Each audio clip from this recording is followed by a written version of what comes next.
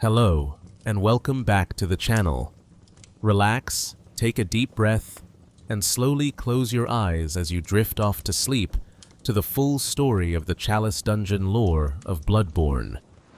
Deep beneath the cobblestone streets of Yharnam, past the Gothic spires and plague-ridden hospitals, past the chalked hunters' marks and the blood-soaked altars, there exists a world far older than the city itself. A world carved into the earth by hands that were more than human, guided by knowledge that transcended mortal understanding.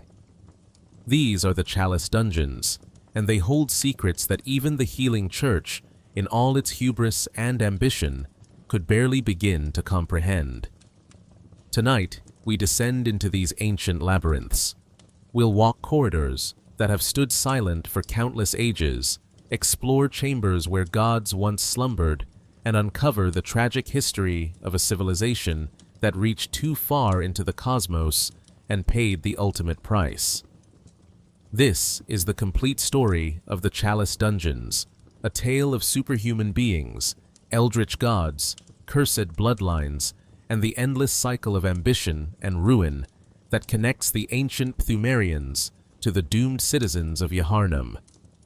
So settle in, dim the lights, and prepare yourself for a journey into the deepest reaches of Bloodborne's most mysterious realm. Let the hunt through forgotten history begin. To understand the Chalice dungeons, we must first understand what they truly are. These are not merely underground tunnels or forgotten catacombs in the traditional sense. The labyrinths beneath Yharnam represent something far more significant, far more deliberate in their construction and purpose. They are an old underground network, vast and intricate, spanning the entire foundation upon which the city of Yharnam was eventually built. Generation after generation added to this sprawling complex, creating a maze so extensive that even those who have spent years exploring its depths claim to have seen only a fraction of what lies below. The Chalice dungeons exist as subsections of this greater labyrinth, sealed away behind mystical barriers that can only be broken through specific rituals.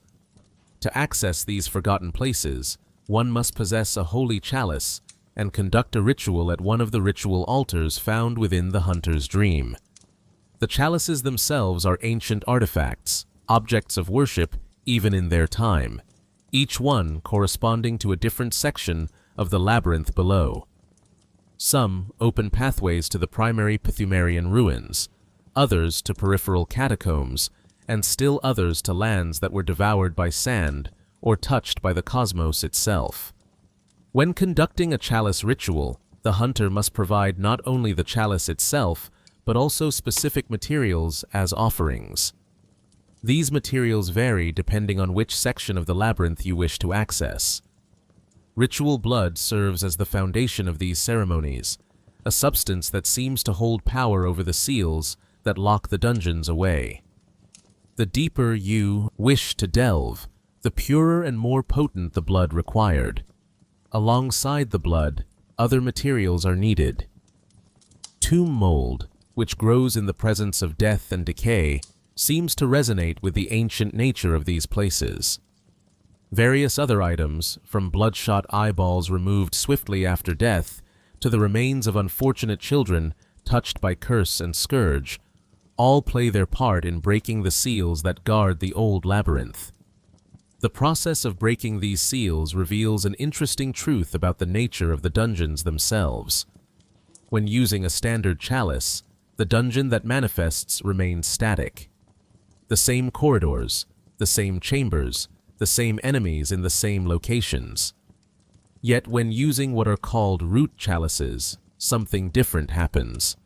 The labyrinth's form changes with each ritual, creating new configurations, new pathways, new challenges. This suggests that the dungeons exist in a state that is not entirely fixed in the physical realm. Some scholars believe that the Chalice dungeons accessed through these rituals are actually nightmarish representations of the true labyrinths below, existing in a state between the waking world and the dream.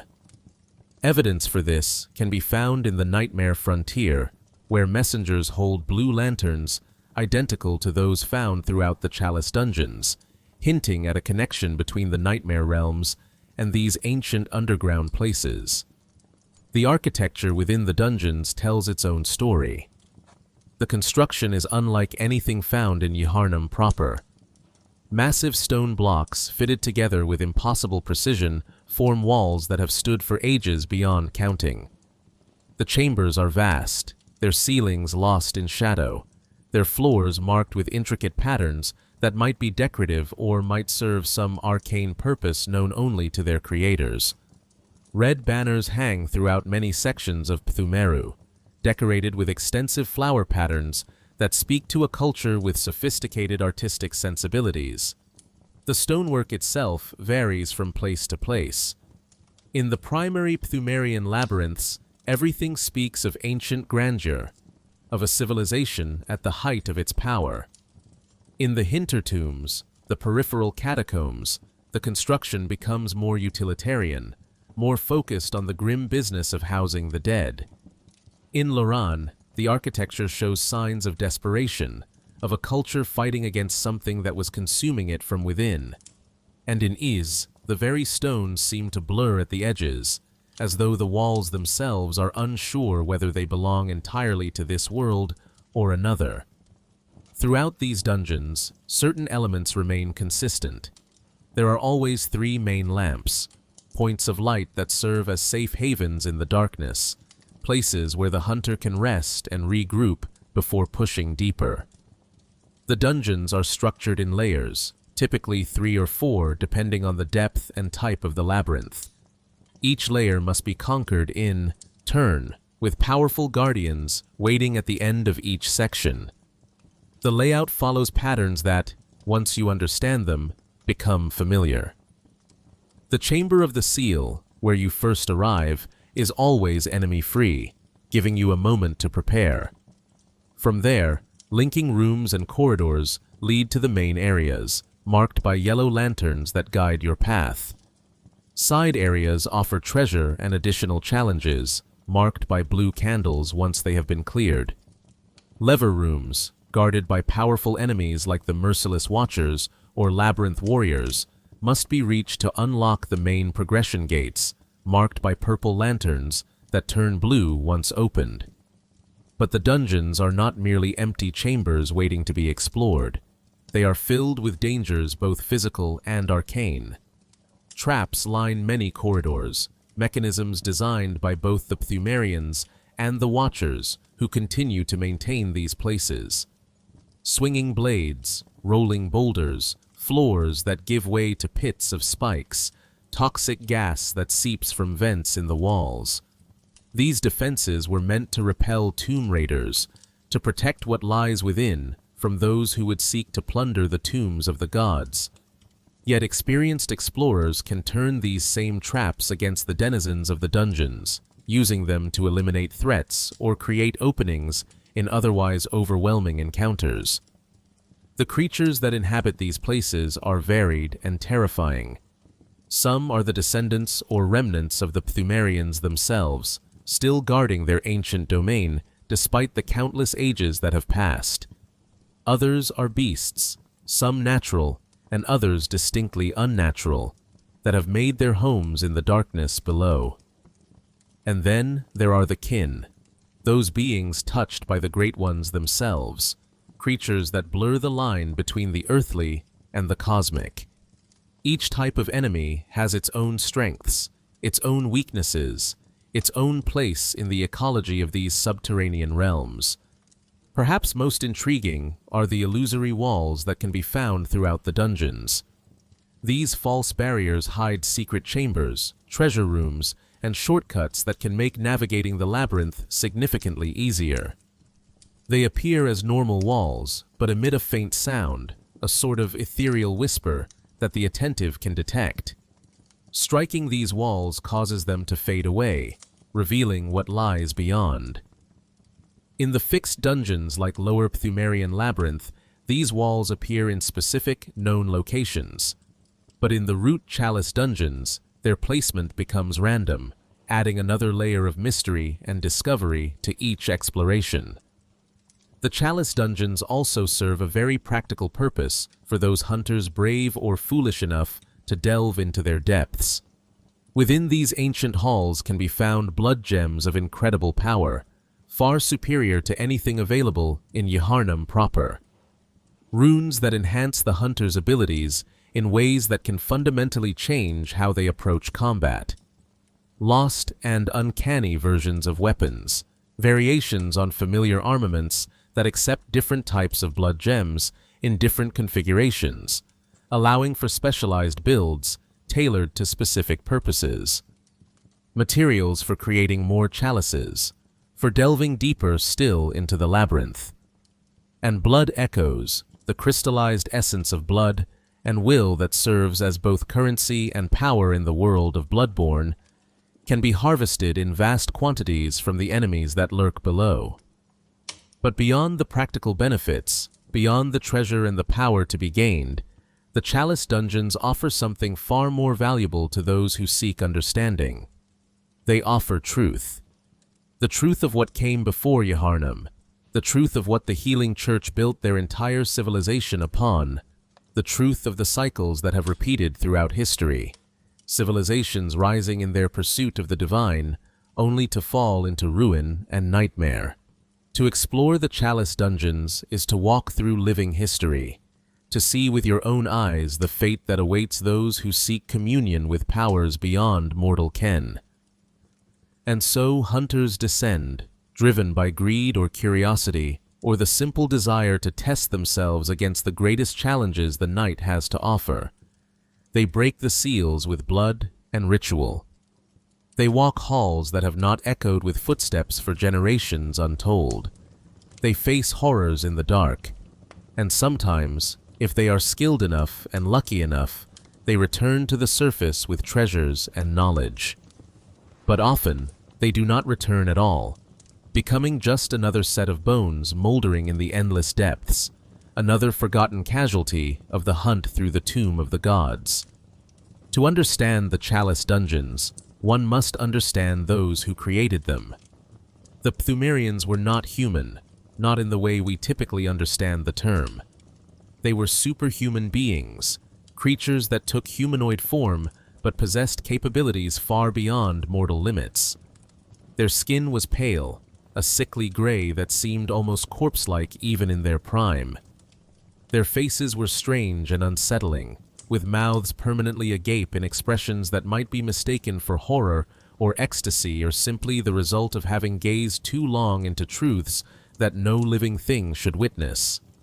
Most distinctive were their eyes, solid black orbs without visible pupils or iris, windows into something that was once human but had been fundamentally changed.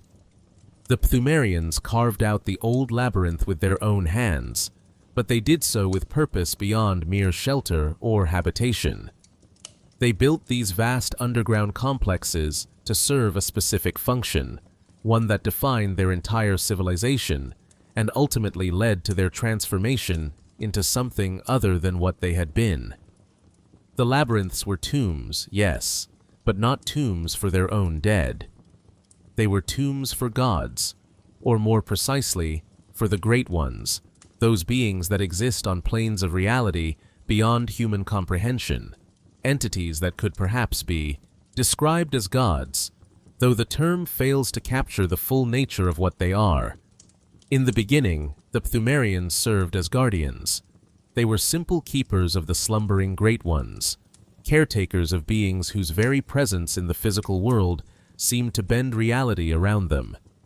This was a sacred duty, one that required knowledge and skill beyond what ordinary humans could possess. The Pthumerians took this responsibility seriously, building elaborate structures to house these sleeping gods, creating rituals and ceremonies to maintain the seals and barriers that kept them in their state of slumber, developing an entire culture around the act of guardianship.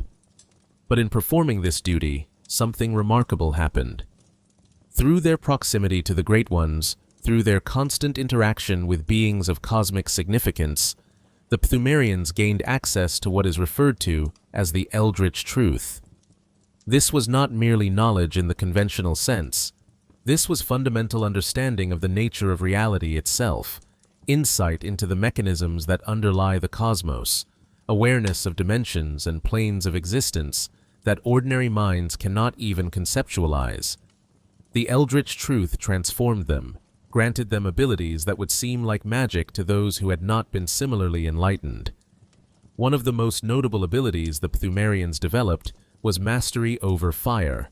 Not ordinary flame, but fire that seemed to burn with arcane properties, flame that could be shaped and controlled through will alone.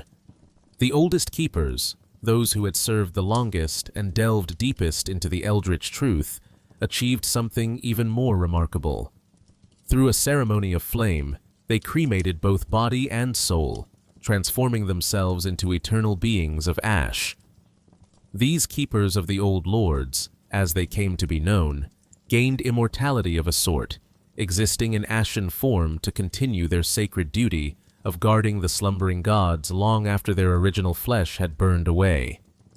They wield this fire with practiced ease, imbuing their weapons with supernatural heat, calling forth pillars of flame, creating waves of burning energy that can consume intruders in an instant. The Pthumerians also developed an understanding of arcane powers that went beyond pyromancy. They learned to manipulate forces that existed on the boundaries between the physical and the cosmic. Their magical practitioners could cast spells that defied conventional physics, could call upon energies that seemed to come from somewhere other than the material world. Some of their number even achieved transformations similar to what would later be seen with the celestial beings created by the healing church, suggesting that the Pthumerians had perfected the process of transcendence long before Yharnam ever existed. As their civilization developed, as their understanding of the eldritch truth grew deeper, the Pthumerians began to change. Their early generations had been content to serve as guardians, to maintain their sacred duty without seeking more. But their descendants grew ambitious. They came to see themselves as more than mere servants of the Great Ones.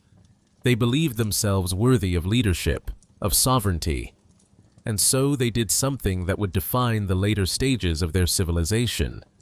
They proclaimed a capital city, a seat of power, and they named a leader, a monarch who would rule over all Pthumerians. Both the city and the title of the monarch were called Pthumeru Ihil. This shift from guardians to rulers is significant. It represents a fundamental change in how the Pthumerians viewed themselves in relation to the Great Ones they had once simply protected. No longer were they content to serve. Now they sought to elevate themselves, to claim a portion of the divine power for their own purposes. The title of Pthumeru Ihil was traditionally held by a woman, a queen who took on a name with classical roots.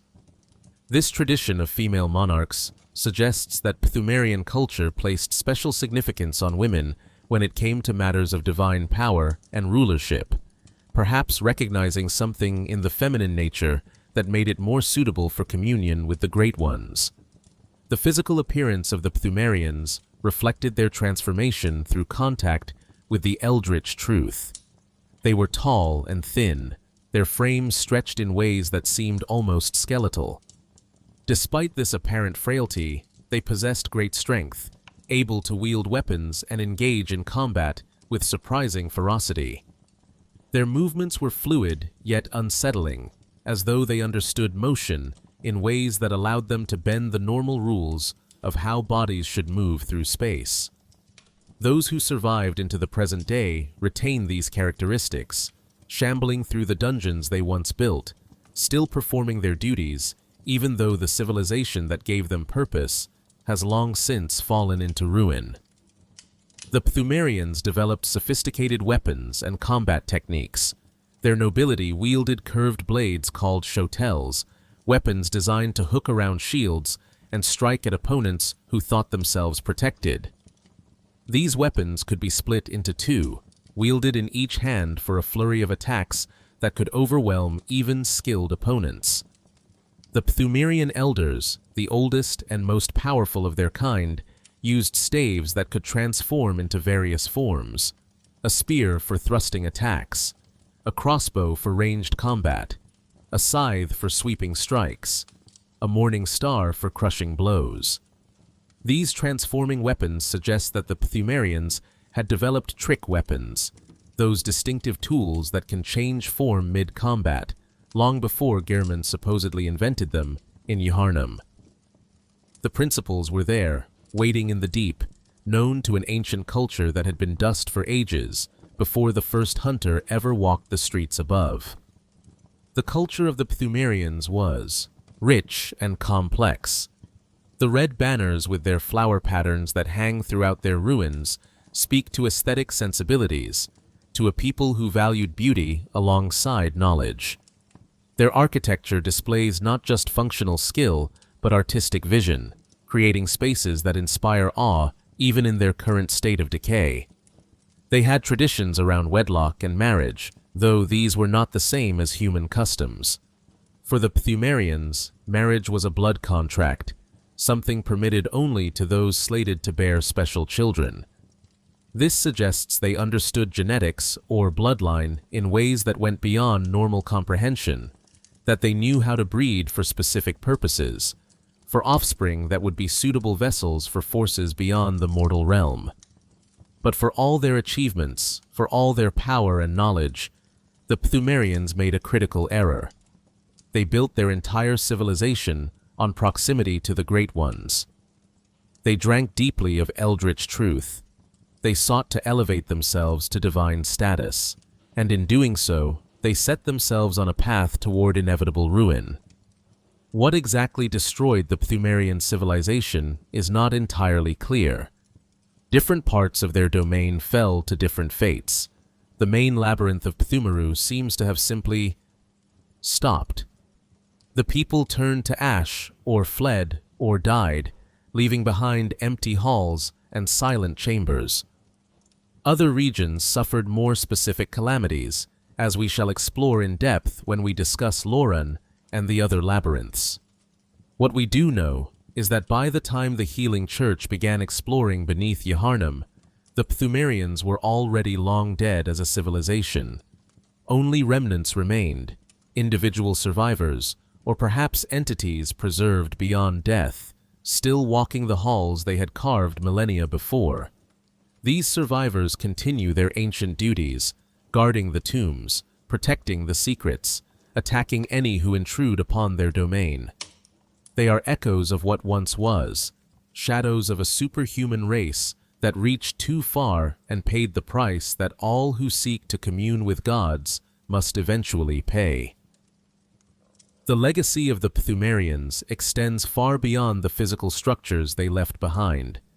Their discoveries, their rituals, their understanding of blood and the Great Ones would become the foundation upon which the Healing Church built its entire doctrine. When scholars from Byrgenwerth first discovered the old labyrinth and began exploring its depths, they found not just ruins, but knowledge. Knowledge of how blood can transform. Knowledge of how contact with the Great Ones can elevate consciousness. Knowledge of rituals and ceremonies that could break the barriers between the material world and the cosmic realm. All of this the Healing Church took and adapted for their own use, never fully understanding that they were following the same path that had led the Pthumerians to destruction. And so the Pthumerians remain, both as physical presence in their ruined halls and as spiritual precedent for all who come after. They are a warning written in stone and ash, a lesson about the dangers of seeking divinity. Yet their warning goes unheeded, for each new generation believes itself different, believes it has learned from the mistakes of the past, and will succeed where others failed. The Healing Church looked upon Pthumerian ruins and saw not cautionary tale, but instruction manual. They saw the power the Pthumerians had achieved and wanted it for themselves. And so the cycle continues, civilizations rising and falling, all following the same doomed path laid out by those ancient guardians who carved tombs for gods in the deep places of the earth. The Chalice dungeons are referred to in the chalices themselves as the Tomb of the Gods. This title is not metaphorical. The labyrinths were built to house great ones, those cosmic entities that exist beyond conventional understanding of reality. To comprehend why such structures were necessary, we must first understand what the Great Ones are and what it means for them to slumber in the depths beneath the earth. Great Ones are beings of immense power that exist across multiple planes of reality simultaneously. They are not bound by the physical laws that govern the material world. They can perceive time in ways that make past, present, and future simultaneously accessible. They operate on levels of consciousness so far beyond human comprehension that even glimpsing their true nature can shatter mortal minds. In the works of H.P. Lovecraft, which clearly inspired much of Bloodborne's cosmic horror, these beings would be called Great Old Ones, entities of such alien nature that human categories of good and evil, right and wrong, simply do not apply to them. When a Great One takes physical form, when it manifests in the material realm, it becomes something that can be perceived and potentially interacted with. But this physical form is not the entirety of the Great One's being. It is merely an extension, a projection of something vast and incomprehensible into a space where it can operate according to physical laws.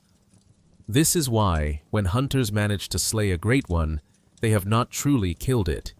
They have merely destroyed its physical manifestation, forcing it to withdraw back to whatever plane of existence it primarily inhabits.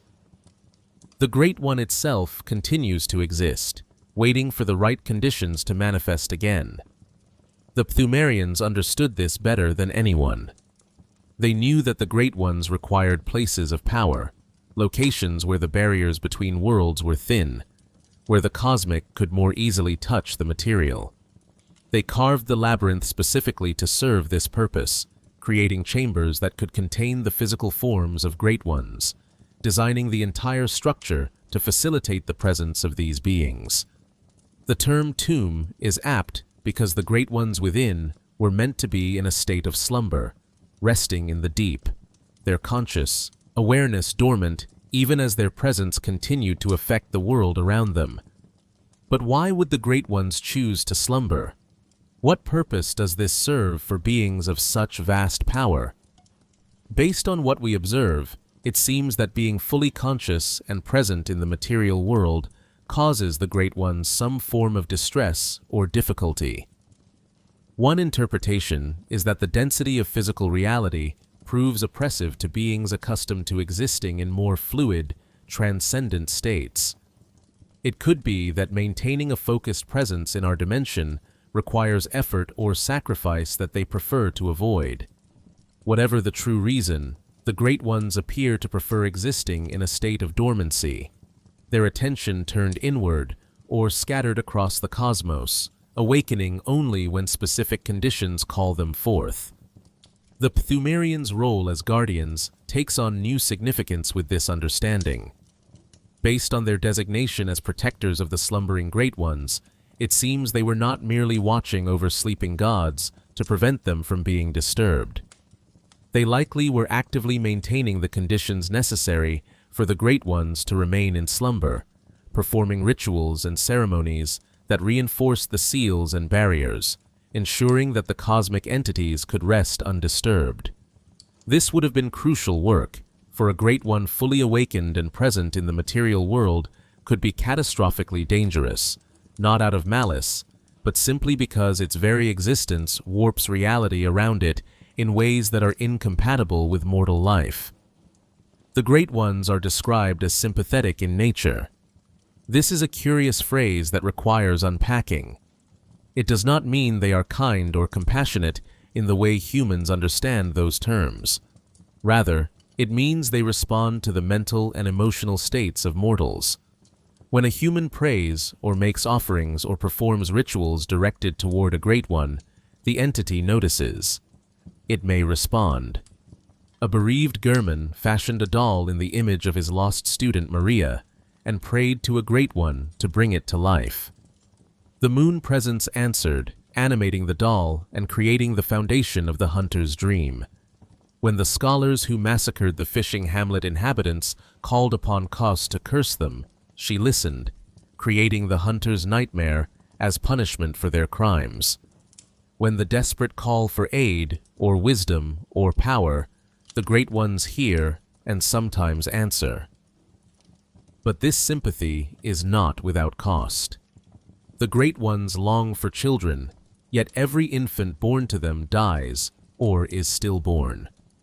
This is a fundamental tragedy of their existence, a curse perhaps as old as the Great Ones themselves. Unable to produce viable offspring of their own, they seek surrogates, adoptive children, or foster parents to fill the void left by their lost young. This desire drives much of their interaction with the mortal realm.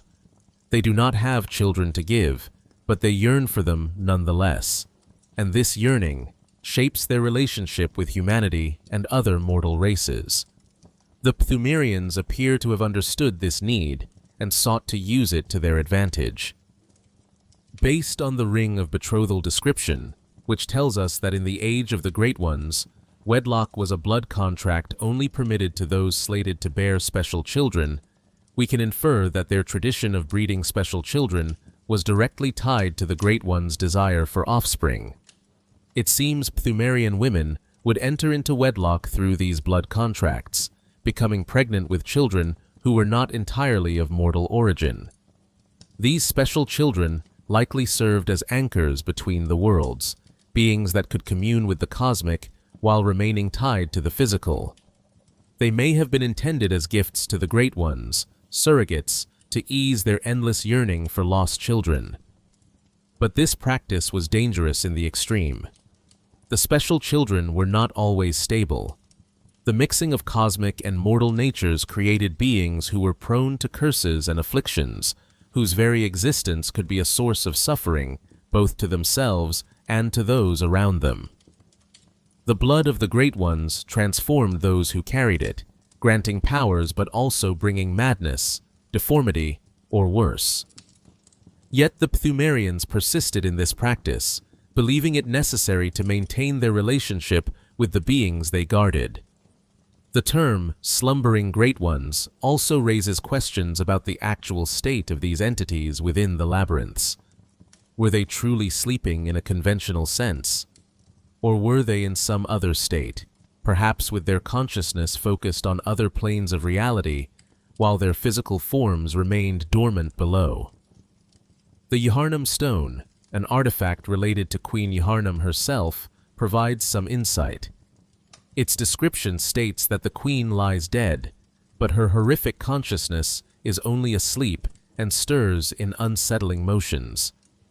This suggests that for beings touched by the Great Ones, perhaps for the Great Ones themselves, death and sleep and consciousness exist in a state quite different from mortal understanding. The body may cease to function, but the mind persists, trapped in a state between waking and eternal rest.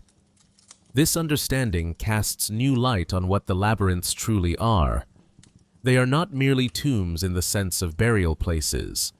They are vessels, containers designed to hold something that cannot truly be contained, prisons meant to restrain entities that cannot truly be imprisoned because they exist beyond the physical boundaries that define imprisonment.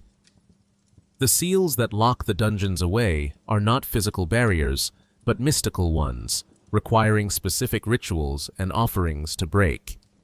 This suggests that the tombs work on principles of sacred geometry, of ritual space, of locations made holy or cursed through the intent and effort of those who built them. When the Healing Church later discovered these labyrinths and began exploring them, they found what they believed were answers to fundamental questions about existence, consciousness, and the nature of divinity. The Great Chalice, the first brought to the surface since the time of Byrgenwerth, became the cornerstone of the choir, the elite delegation of the Healing Church. Through this chalice, the choir gained access to the land of Is, deep within the labyrinth, and there they found Ebrietas, daughter of the cosmos. She was a great one who had been left behind when the others ascended or departed, still dwelling in the physical realm, alone and mourning her lost child. The choir sought to commune with her, to learn from her, to use her knowledge to elevate humanity to a higher plane of existence. But the presence of great ones in the labyrinth was not benign. Even in slumber, even behind seals and barriers, they affected everything around them. Their very existence warped the natural order. The eldritch truth that the Pthumerians accessed was not given freely. It was absorbed through proximity, through exposure to energies and concepts that mortal minds were not meant to process. And this truth changed those who encountered it. The Pthumerians became superhuman, yes, but they also became less human. Their appearance changed, their society transformed, and ultimately their civilization fell, consumed by forces they had sought to master but never truly understood. The tombs of the gods remain, deep beneath Yharnam, still housing their sleeping inhabitants or the remnants thereof. The seals still hold, though they can be broken by those who know the proper rituals. The guardians still walk the halls, still performing their ancient duty, even though no one remains to give them orders or acknowledge their service. And the great ones continue to slumber, their dreams seeping up through stone and soil to influence the world above, their yearning for children driving the desperate and ambitious to seek them out, to commune with them, to make the same terrible bargains that the Pthumerians made ages ago. The cycle continues, unbroken and perhaps unbreakable. Each generation discovers the tombs anew. Each generation believes itself wiser than those who came before. Each generation learns too late that some knowledge comes with a price too terrible to pay. And through it all, the great ones sleep in their labyrinths, waiting for the time when they will wake once more, waiting for those who will answer their sympathetic nature, waiting for children that will never come. The tomb of the gods is both prison and temple, both warning and invitation, both end and beginning of every cycle of transcendence and ruin. At the deepest level of the Pthumerian labyrinth, in the capital city of Hill, there dwells a figure of immense significance to both Pthumerian history and the events that unfold in the world above. Queen Yharnam, Pthumerian queen, stands as the last great monarch of her people, a woman whose tragic story encompasses themes of divine ambition, forced sacrifice, maternal grief, and consciousness that persists beyond death. Her tale is central to understanding not only the Chalice dungeons, but the very foundation upon which the city of Yharnam itself was built. Yharnam's story begins with understanding the tradition of Pthumerian monarchy. The title of Pthumeru Hill was both the name of the capital city and the title held by the Pthumerian monarch. This dual meaning reveals something important about how the Pthumerians viewed their leaders. The monarch and the land were one, inseparable, with the ruler embodying the essence of the nation itself. This tradition was always female, with each queen assuming a name with classical roots. This matriarchal system suggests that Pthumerian culture recognized something unique in female nature that made women particularly suited for communion with the divine, for bearing the weight of sacred duty that came with rulership. Yharnam herself appears to us as a tall, ethereal figure draped in a white dress stained with blood. She wears a veil to conceal her face, though she removes it during her appearances in the main game. Her features display the characteristic Pthumerian traits: black eyes without visible pupils, skin pale as death, a mouth held in that permanent expression of having witnessed something beyond mortal comprehension. But there is something more to Yharnam, something that sets her apart from other Pthumerians we encounter. She possesses a presence, a weight of sorrow and dignity that suggests she was not merely powerful, but deeply aware of the tragedy of her own existence. The central tragedy of Yharnam's life revolves around her pregnancy and the loss of her child. She entered into a blood contract, that special form of wedlock reserved only for those slated to bear special children. The father of her child was no mortal, not even a mortal Pthumerian. Evidence strongly suggests it was Uidon, the formless Great One, an entity so transcendent that it has abandoned physical manifestation entirely, existing only as voice and influence. Uidon is perhaps the most powerful of all Great Ones, precisely because of this formless nature. Unbound by physical constraints, able to exist as pure concept and will, Uidon works through blood itself. All residents of Yharnam worship Uidon indirectly through their use of blood ministration, though few understand this truth. The child conceived from this union was Mergo, an infant Great One destined to be something unprecedented. A being that was both of the cosmic realm through its father and of the material world through its mother, Mergo represented a bridge between the worlds that might have changed everything. But something went terribly wrong. The pregnancy did not go well. The massive amounts of blood staining Yharnam's stomach tell a story of trauma and loss. Evidence suggests that Mergo was taken from Yharnam's womb before birth, removed against her will. Her hands are chained, a detail that speaks to the violation she suffered. Whether this was done by other Pthumerians seeking to use the child for their own purposes, or by forces beyond Pthumerian control, remains unclear. But the result was a stillbirth, a child that did not survive its premature removal from the womb. Yet stillbirth may not be the right term, for Mergo's death is complicated. The child did not survive in the waking world, true, but its consciousness persisted in some form, existing in the nightmare realm. Mergo became a sort of phantom, its cries echoing through the nightmare of Menses, its presence felt though its body could not be seen.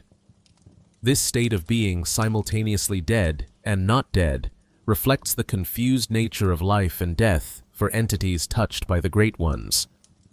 The third umbilical cord left behind by Mergo granted the School of Mensis audience with the infant consciousness, but this contact resulted in the stillbirth of their brains, driving the scholars mad as they attempted to comprehend what they had reached. The wet nurse who guards Mergo in the nightmare is itself a Great One, a massive entity with countless arms and a fan-like arrangement that evokes certain Buddhist imagery while remaining distinctly alien. This wet nurse may have taken Mergo as a surrogate, fulfilling the Great One need for children by adopting the stillborn infant's consciousness. Or perhaps she was appointed as guardian and caretaker by forces unknown. Her role is clear even if her origins are mysterious. She protects Mergo, keeps the infant's consciousness contained in the lunarium atop Mergo's loft, maintains the conditions necessary for the nightmare to persist. Yharnam's grief is palpable in every appearance she makes. When we see her in the main game after defeating Ram, she stands before the descending blood moon, weeping, mourning her lost child. The sound of an infant crying fills the air, Mergo's voice carried on the wind. Later, outside the lunarium, where Mergo's crib sits empty, save for the child's formless presence, Yharnam stands guard.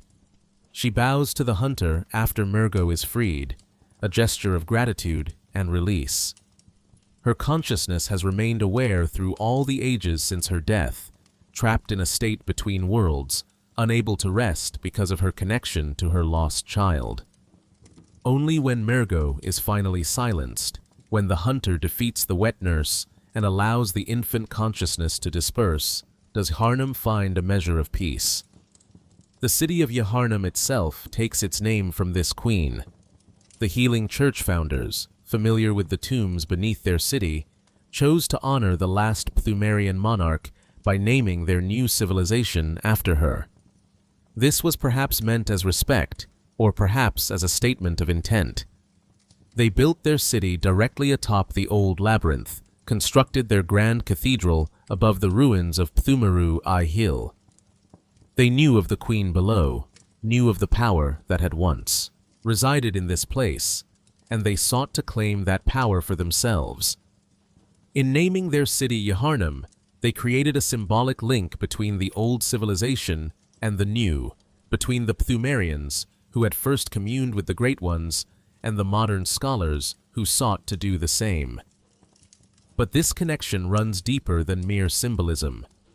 The Yharnam stone, the calcified remains left behind after defeating the Queen in the Chalice dungeons, is described as something precious that confirms consciousness persisting beyond physical death.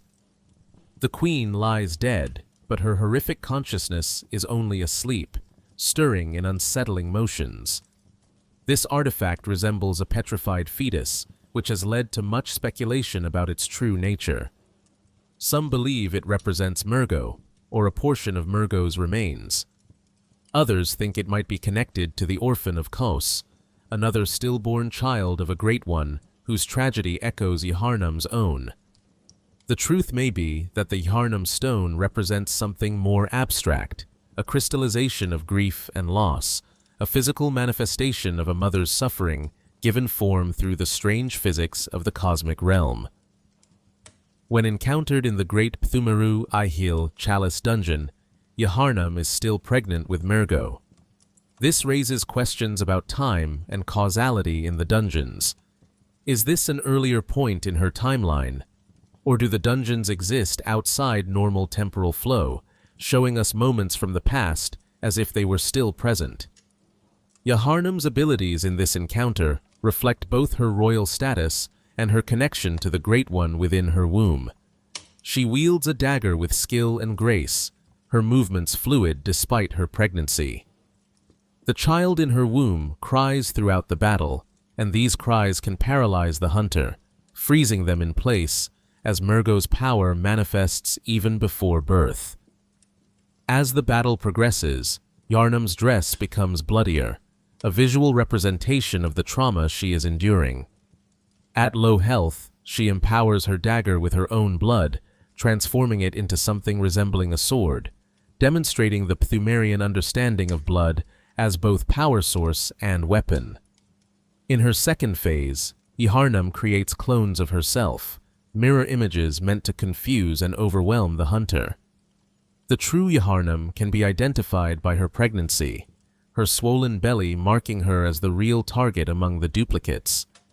This ability to create doubles suggests mastery of illusion, or perhaps something stranger, a capacity to exist in multiple states simultaneously that she gained through her connection to Mergo and the cosmic realm the child represented. The encounter with Yharnam is meant to be difficult, a true test of the hunter's skill after the long journey through multiple Chalice dungeons to reach the depths of Hill. Her attacks deal severe blood damage and rapid poison, forcing hunters to prepare specifically for this encounter with appropriate armor and resistance runes. Yet there is something deliberately sorrowful about fighting her. This is not a battle against evil or malevolence. This is a fight against a mother trying to protect her child, a queen defending her realm, a consciousness that has endured for ages beyond counting and simply wants to rest. When defeated, she yields the Yharnam stone, that final proof of consciousness persisting beyond death, and vanishes into whatever final rest her long vigil has earned. The parallels between Yharnam's story and the broader themes of Bloodborne are profound. Like Yharnam, the hunters and citizens of the modern city seek communion with the Great Ones. Like her, they enter into contracts and bargains seeking power and elevation. Like her, they pay terrible prices for these transactions. Her stillborn child, Mergo, mirrors the countless other failed attempts at creating life that touches the divine. The orphan of Kos, torn from its mother's womb. The celestial children, products of healing church experiments that sought to create kin. Ariana's celestial larvae, born from blood ministration gone wrong. Every attempt to bear special children ends in tragedy, reflecting the fundamental truth that every Great One loses its child and yearns for a surrogate. Yharnam's bloodline may not have ended with her. There are hints that certain characters in the main game descend from Pthumerian nobility, that the old blood flows through more veins than one might expect. The vile bloods of Cainhurst, with their Queen Annalise seeking to birth a child of blood, deliberately echo the Pthumerian tradition. Annalise is described as the Queen of Blood, a title that connects her directly to the practices of Yharnam and the old civilization. The vile bloods collect blood dregs from slain hunters, bringing them to their queen in hopes that she might one day conceive that special child. They are recreating the same rituals, following the same path, destined for the same ruin that claimed the Pthumerians before them. In the end, Queen Yharnam stands as both historical figure and eternal warning. Her story is the story of all who seek divinity through communion with the Great Ones. Noble in intent, perhaps, but doomed to tragedy. Her consciousness endures not as triumph, but as curse, trapped between death and life, unable to rest while her child remains in torment. Only through the actions of the hunter, descending through layer after layer of Chalice dungeon to finally confront her in her deepest sanctum, can she find release. And even then, her legacy persists. The city bearing her name continues her work, continues the same terrible practices, continues the cycle that has repeated since time immemorial. The queen lies dead, but her consciousness stirs, and in that stirring, in that refusal or inability to truly die, we see the price of touching the divine. The Chalice.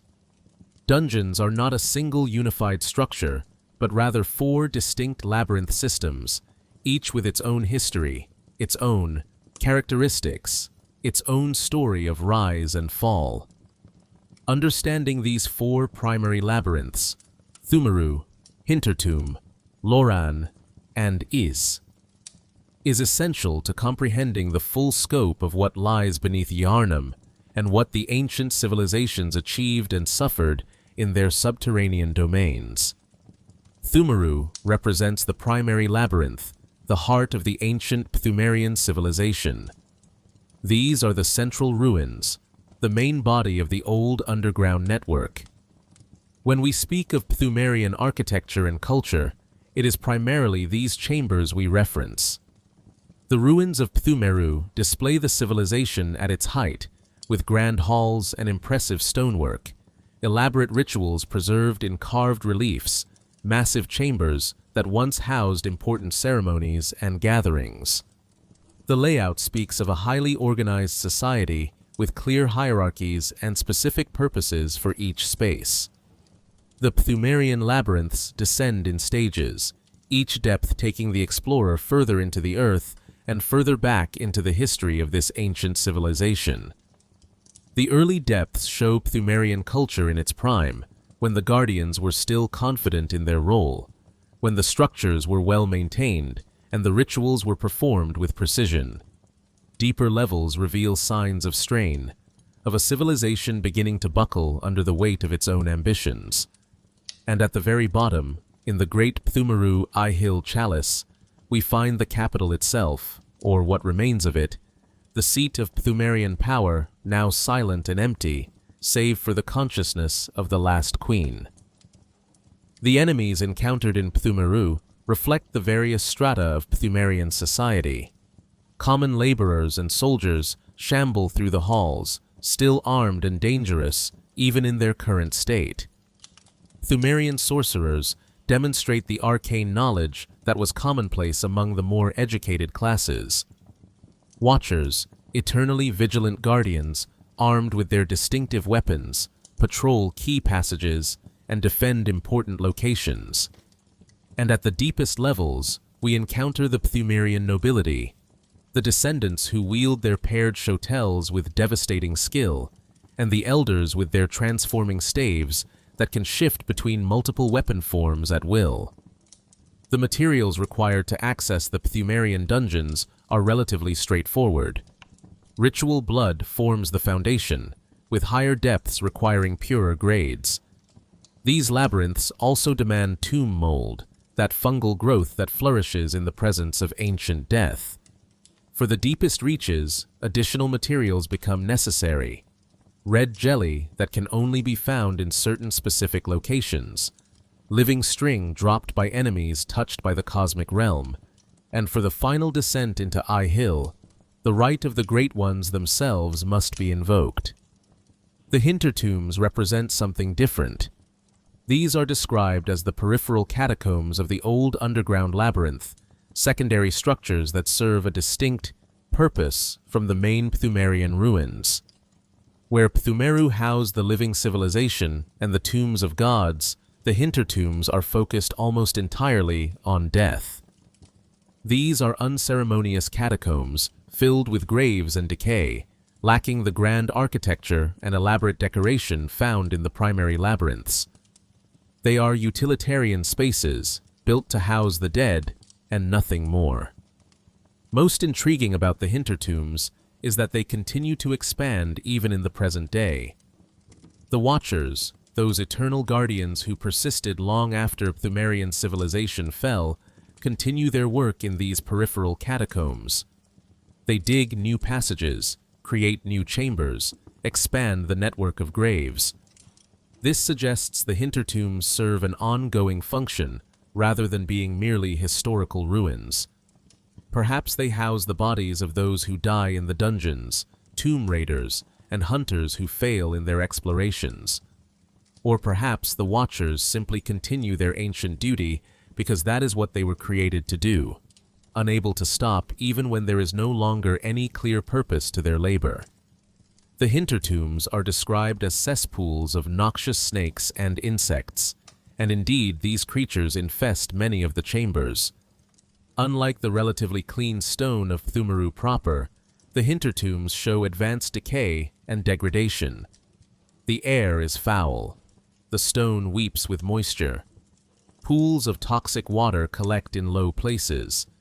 It is an unpleasant environment, deliberately so perhaps, befitting places meant to house the dead and forgotten, rather than serving as active centers of civilization. Enemies in the Hintertombs include many of the standard Pthumerian types, but in states of greater decay. The environment itself is as much an enemy as any creature, with traps and hazards more prevalent here than in Pthumeru proper. The bosses found in Hintertomb depths tend toward the more primal and bestial, suggesting these peripheral catacombs were where the Pthumerians disposed of problems they did not wish to house in their primary labyrinths. Loran represents tragedy on a civilizational scale. This was once a great land, contemporary with Pthumeru, perhaps even a rival culture or a sister civilization. But Loran was devoured by the sands, consumed by a catastrophe so complete that only ruins remain beneath the earth. What is most significant about Loran is that the tragedy that struck it is explicitly stated to have its roots in the scourge of the beast. This makes Loran the oldest known example of the beastly plague, predating Yharnam by what might be centuries or millennia. The environments in the Loran dungeons reflect the sandy destruction that consumed the civilization. Sand covers the floors and collects in corners. The architecture, while impressive, shows signs of desperate last stands and hasty defensive measures. There are traces of medical procedures throughout parts of ailing Loran, evidence that the inhabitants tried to treat or control the scourge. Whether these medical interventions were attempts to cure the plague or were actually what caused the outbreak remains unclear. The parallel to Yharnam is obvious and intentional, a civilization that used blood ministration extensively, that sought communion with the Great Ones, that fell to a plague of beasts transforming the populace into monsters. The beasts of Loran are particularly noteworthy. The Loran Dark Beast represents a form of the scourge that did not appear in Yharnam until much later, if the historical Dark Beast Parl is any indication. These are beings where the transformation has progressed to a state beyond typical beasts, where arcane energies crackle across their bodies, where electricity replaces blood. The Loran silver beasts are another distinctive form, massive lycanthropic creatures that seem to represent an advanced or particularly pure expression of the beastly scourge. The dark beasts in particular fascinated certain members of the healing church, especially the eccentric Archibald, who dedicated his life to researching the sparks that dance across their hides. That these creatures originated specifically in Loran suggests something about the conditions there, some quality of the blood ministration practiced, or the particular great ones that Loranites communed with, that produced this electrical form of the transformation. Perhaps the great ones worshipped in Loran were different from those in Pthumeru, entities more associated with storms and lightning. Or perhaps the Loranites' approach to transcendence took a path that emphasized speed and energy rather than bulk and brutality. The materials required to create Loran chalices are appropriately grim. Aside from ritual blood and standard offerings, accessing ailing Loran requires items like the Bastard of Loran, the remains of an infant infected by the scourge while still in the womb. This horrific item speaks to the depth of Loran's fall, that even unborn children were touched by the plague. The description notes that such remains are harbingers of curses and symbols of defilement, appropriate to the cursed nature of what befell that sandy land. Is stands apart from the other labyrinths in fundamental ways. Where Pthumeru, Hintertomb, and Loran are firmly rooted in the physical world despite their connection to the Great Ones, Is exists partially outside normal reality. This is a place described as lying in contact with the cosmos itself, a land that exists simultaneously in our material dimension and in the transcendent planes beyond. The very architecture of Is reflects this dual nature. The stone seems to waver at the edges. The space feels larger than it should be. Looking up reveals not ceiling, but what appears to be cosmic void, stars and nebulae visible through the reality fabric. According to the choir, Is allowed the Great Ones to inhabit this place and function on transcendental planes of thought. This makes Is special, a location where the As barriers between worlds are not merely thin, but partially dissolved. Here, more than anywhere else in the labyrinth, the cosmic bleeds into the material. The mists that permeate many areas of Is are described as nebulous and eldritch, offering glimpses into the vast cosmos of space and the great ones who dwell there. The great Is chalice became the cornerstone of the choir, the elite delegation of the healing church. It was the first great chalice brought to the surface since the time of Byrgenwerth, and through it, the choir gained access to Is and the mysteries it contained.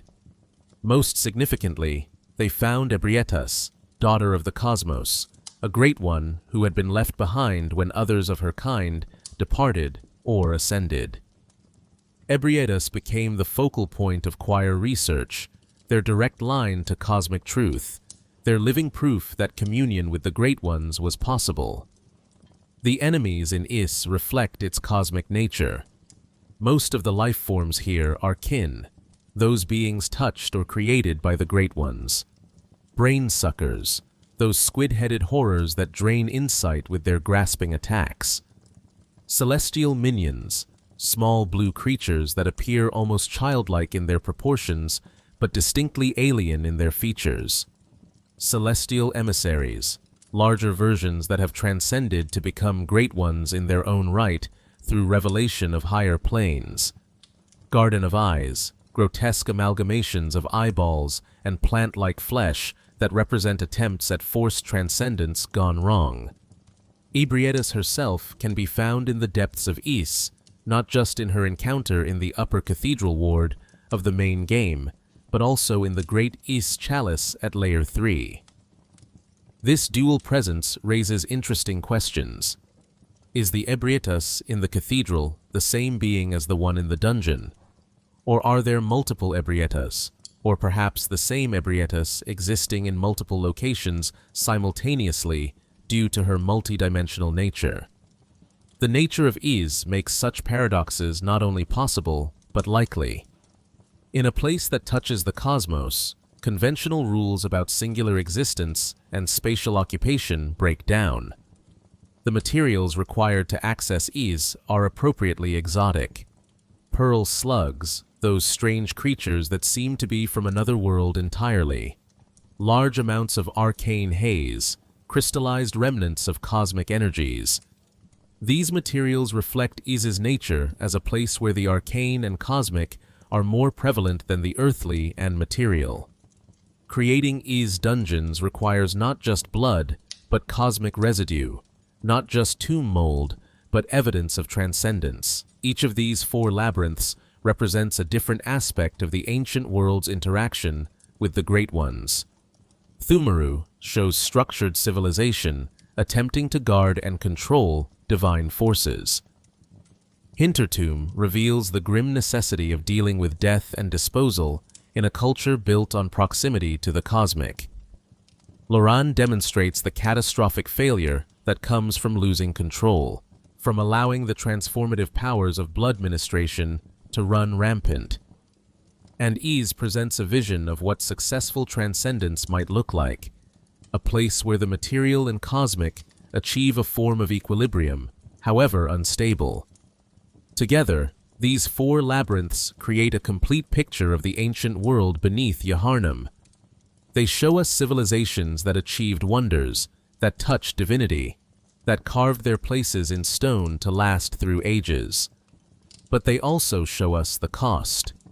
Every wonder came with sacrifice. Every achievement brought new dangers. Every step toward the divine led one step away from humanity. The ruins stand as both monument and warning, testament to ambition and epitaph for those who flew too close to cosmic suns. Loran deserves deeper examination than the brief overview provided in our discussion of the 4 labyrinths. Of all the ancient civilizations whose ruins we explore in the Chalice dungeons, Loran's fate most directly mirrors the path of Yharnam itself. The tragedy that struck this land, the scourge of the beast, would eventually repeat in the city above, making Loran not just historical curiosity, but prophetic warning of what was always destined to come. The descriptions we have of Loran paint a picture of a once thriving civilization. The architecture, even in ruins, shows sophistication and grandeur comparable to Pthumeru itself. The Loranites were clearly advanced, possessed of their own understanding of the eldritch truth, capable of their own communion with forces beyond mortal comprehension. They built grand structures, developed complex social systems, created art and culture. And then something went catastrophically wrong. The scourge of the beast did not arrive suddenly. Evidence throughout Ailing Loran and Lower Loran suggests the transformation was gradual, starting small and growing into an overwhelming plague. The first victims might have been isolated cases, easily dismissed as aberrations or the result of individual corruption. But the scourge has a way of spreading. One beast can create more through violence and the sharing of tainted blood. What begins as a handful of afflicted soon becomes dozens, then hundreds, then thousands. Eventually, the transformation reaches a tipping point where the civilization cannot sustain itself. Too many have become beasts. Too few remain human. We see traces of medical procedures in parts of Ailing Loran. These suggest the Loranites attempted to address the scourge through treatment and intervention. Perhaps they had healers and physicians who studied the transformation, seeking to understand its mechanisms and develop cures. Perhaps they had scholars who investigated the connection between the scourge and the blood they had been using for whatever purposes they valued it. The question of whether these medical procedures were genuine attempts to control the outbreak or were actually what caused it in the first place remains unanswered. But the parallel to Yharnam's own blood ministration is unmistakable. It is worth noting that some have made the dreaded extrapolation that Yharnam will be next. This prophetic observation, recorded in the ailing Loran Chalice description itself, suggests that even the ancient Pthumerians, or others who predated Yharnam's rise, could see the pattern.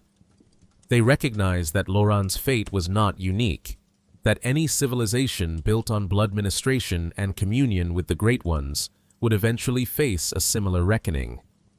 The scourge of the beast is not an accident or an isolated occurrence. It is the inevitable consequence of certain paths, certain choices, certain ambitions. The beasts of Loran are particularly interesting in their variety. The standard Loran beasts show the typical characteristics of the transformation: enlarged size, enhanced strength, loss of higher cognitive functions, descent into base animalistic behavior driven by blood hunger. But Loran also produced specialized forms of the scourge that suggest different stages or variations in how the transformation manifests. The Loran silver beasts represent what might be considered a pure or advanced form of the beastly transformation. These creatures are massive, far larger than typical beasts, with silver-white fur that distinguishes them from the darker pelts of common beasts. They move with terrible speed despite their size, and their attacks demonstrate that some measure of intelligence or at least cunning remains even in their transformed state. When encountered in groups, they can coordinate their attacks with frightening effectiveness. The fact that these silver beasts appear to be a distinct species or subtype of the scourge suggests that Loran developed its own unique relationship with the beastly affliction. The Loran dark beasts take the transformation to an entirely different level. These are not merely beasts in the conventional sense. The scourge has progressed to a point where the physical body begins to channel arcane energies directly. Lightning crackles across their bodies, not as external effect, but as intrinsic property of their transformed nature. Their attacks incorporate this electrical element, making them devastating at range and in close quarters. The sparks that dance across their hides fascinated Archibald, that eccentric member of the Healing Church who dedicated his life to understanding these creatures. The origin of the dark beasts is stated explicitly. They came from the nethermost depths of the Aranos Loran dungeons. This suggests that the deepest parts of Loran, perhaps the places longest exposed to the influence of whatever Great Ones the Loranites communed with, produced these ultimate expressions of the scourge.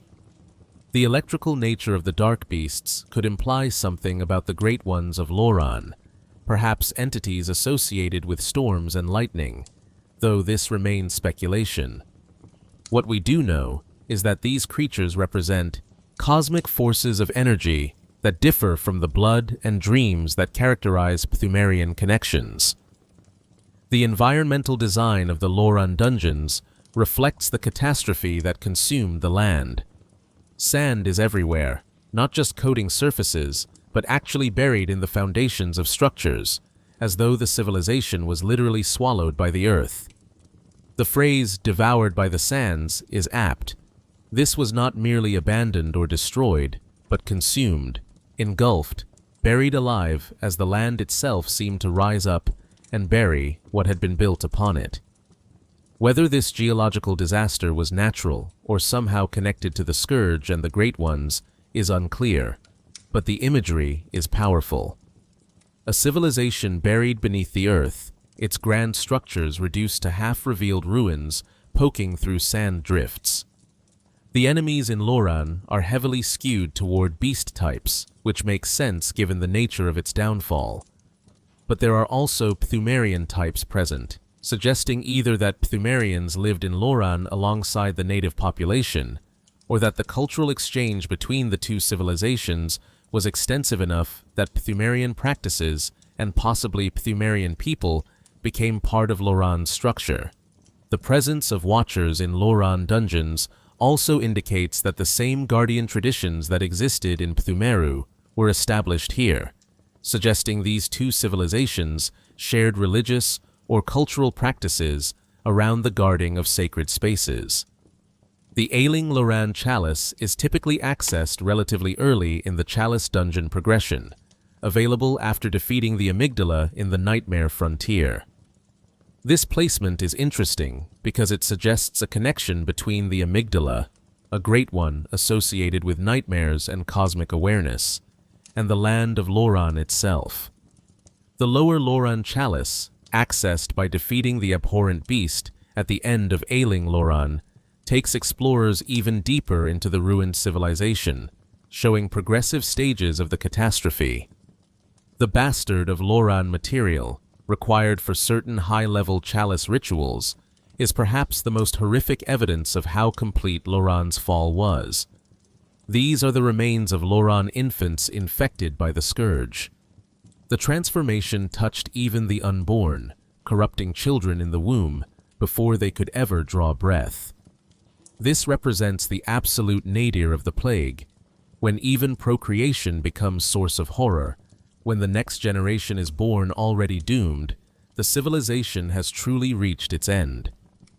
These tragic remains are described as harbingers of curses and symbols of defilement, appropriate materials for creating the cursed and defiled chalice dungeons that reduce the hunter's health to half and represent some of the most challenging content in the game. The parallel between Loran and Yharnam extends beyond the superficial similarity of beastly scourge. Both civilizations built themselves on blood ministration. Both sought communion with the Great Ones. Both achieved great heights of knowledge and power. Both developed sophisticated medical and healing traditions. And both ultimately fell victim to the transformative properties of the blood they thought they could control. The architecture of Loran even bears a resemblance to Old Yharnam, that burned district that represents Yharnam's first major outbreak, when the healing church chose to quarantine and immolate an entire section of the city rather than allow the scourge to spread further. The fact that Loran is explicitly mentioned as a precedent, that scholars aware of Loran's fate made the extrapolation that Yharnam would follow the same path, adds a layer of tragic irony to Yharnam's story. The warning signs were there. The historical precedent existed. Those who explored the Chalice dungeons could see exactly what awaited any civilization that pursued the path of blood ministration and divine communion.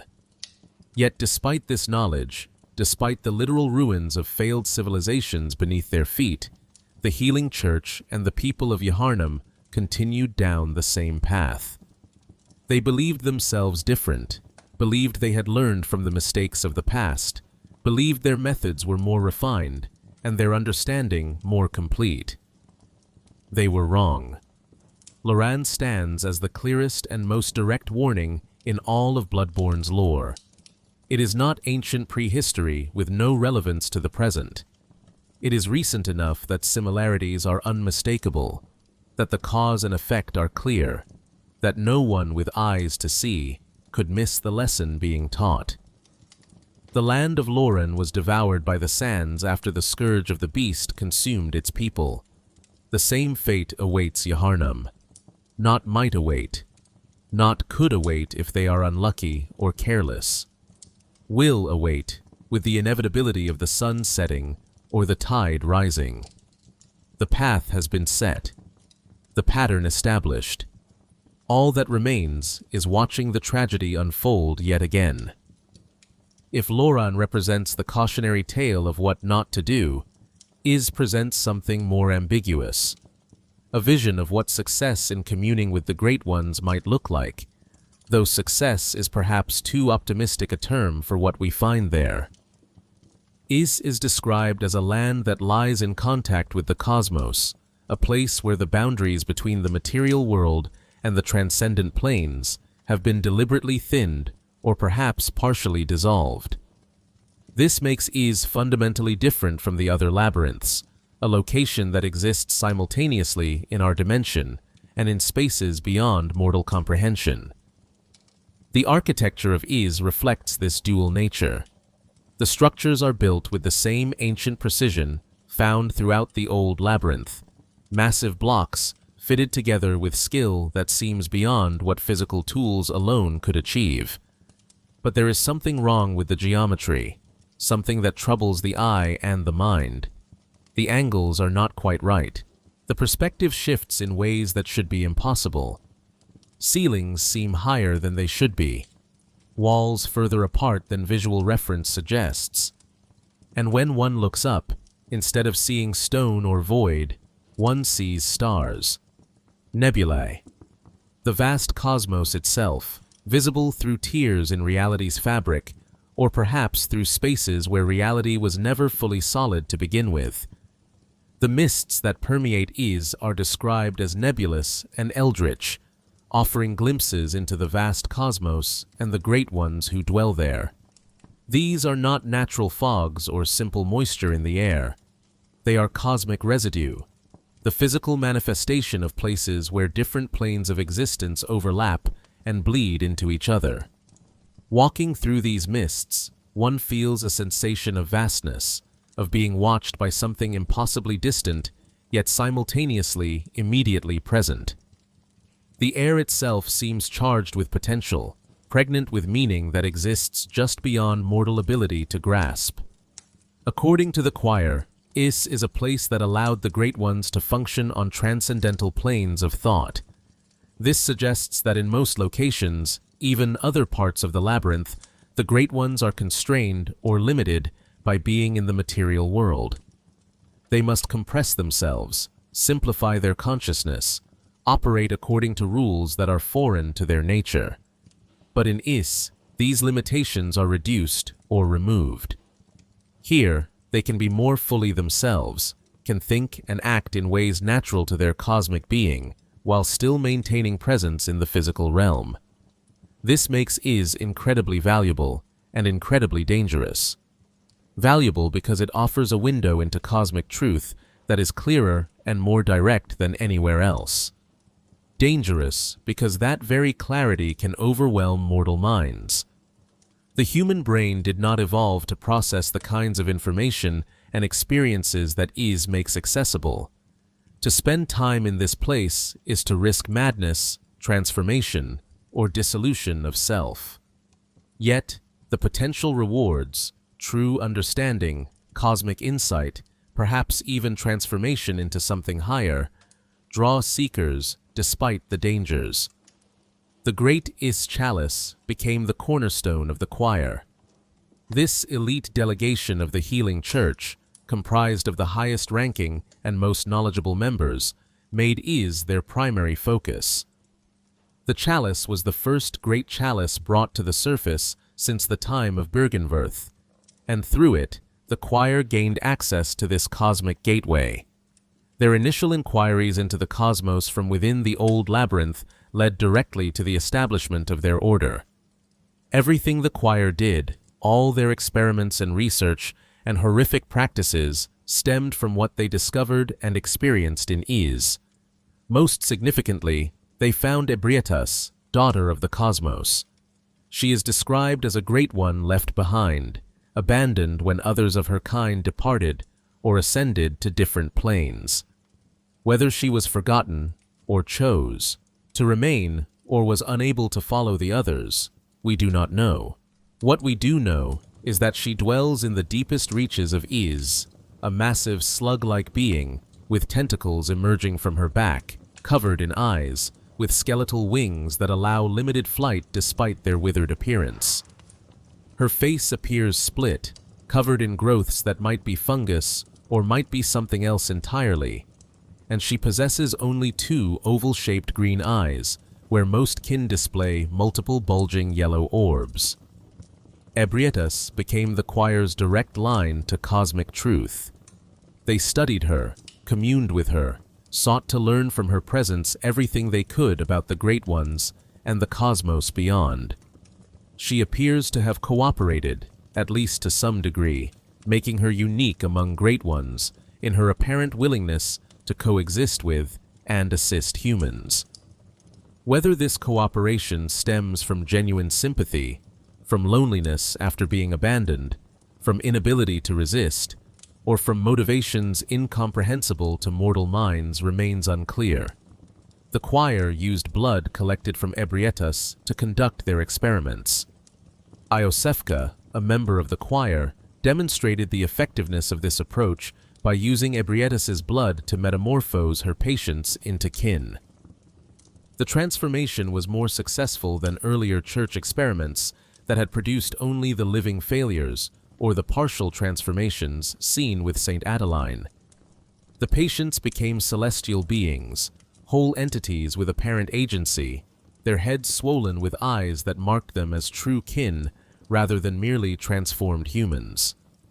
The celestial minions found throughout Ys and in parts of the main game represent these successful transformations.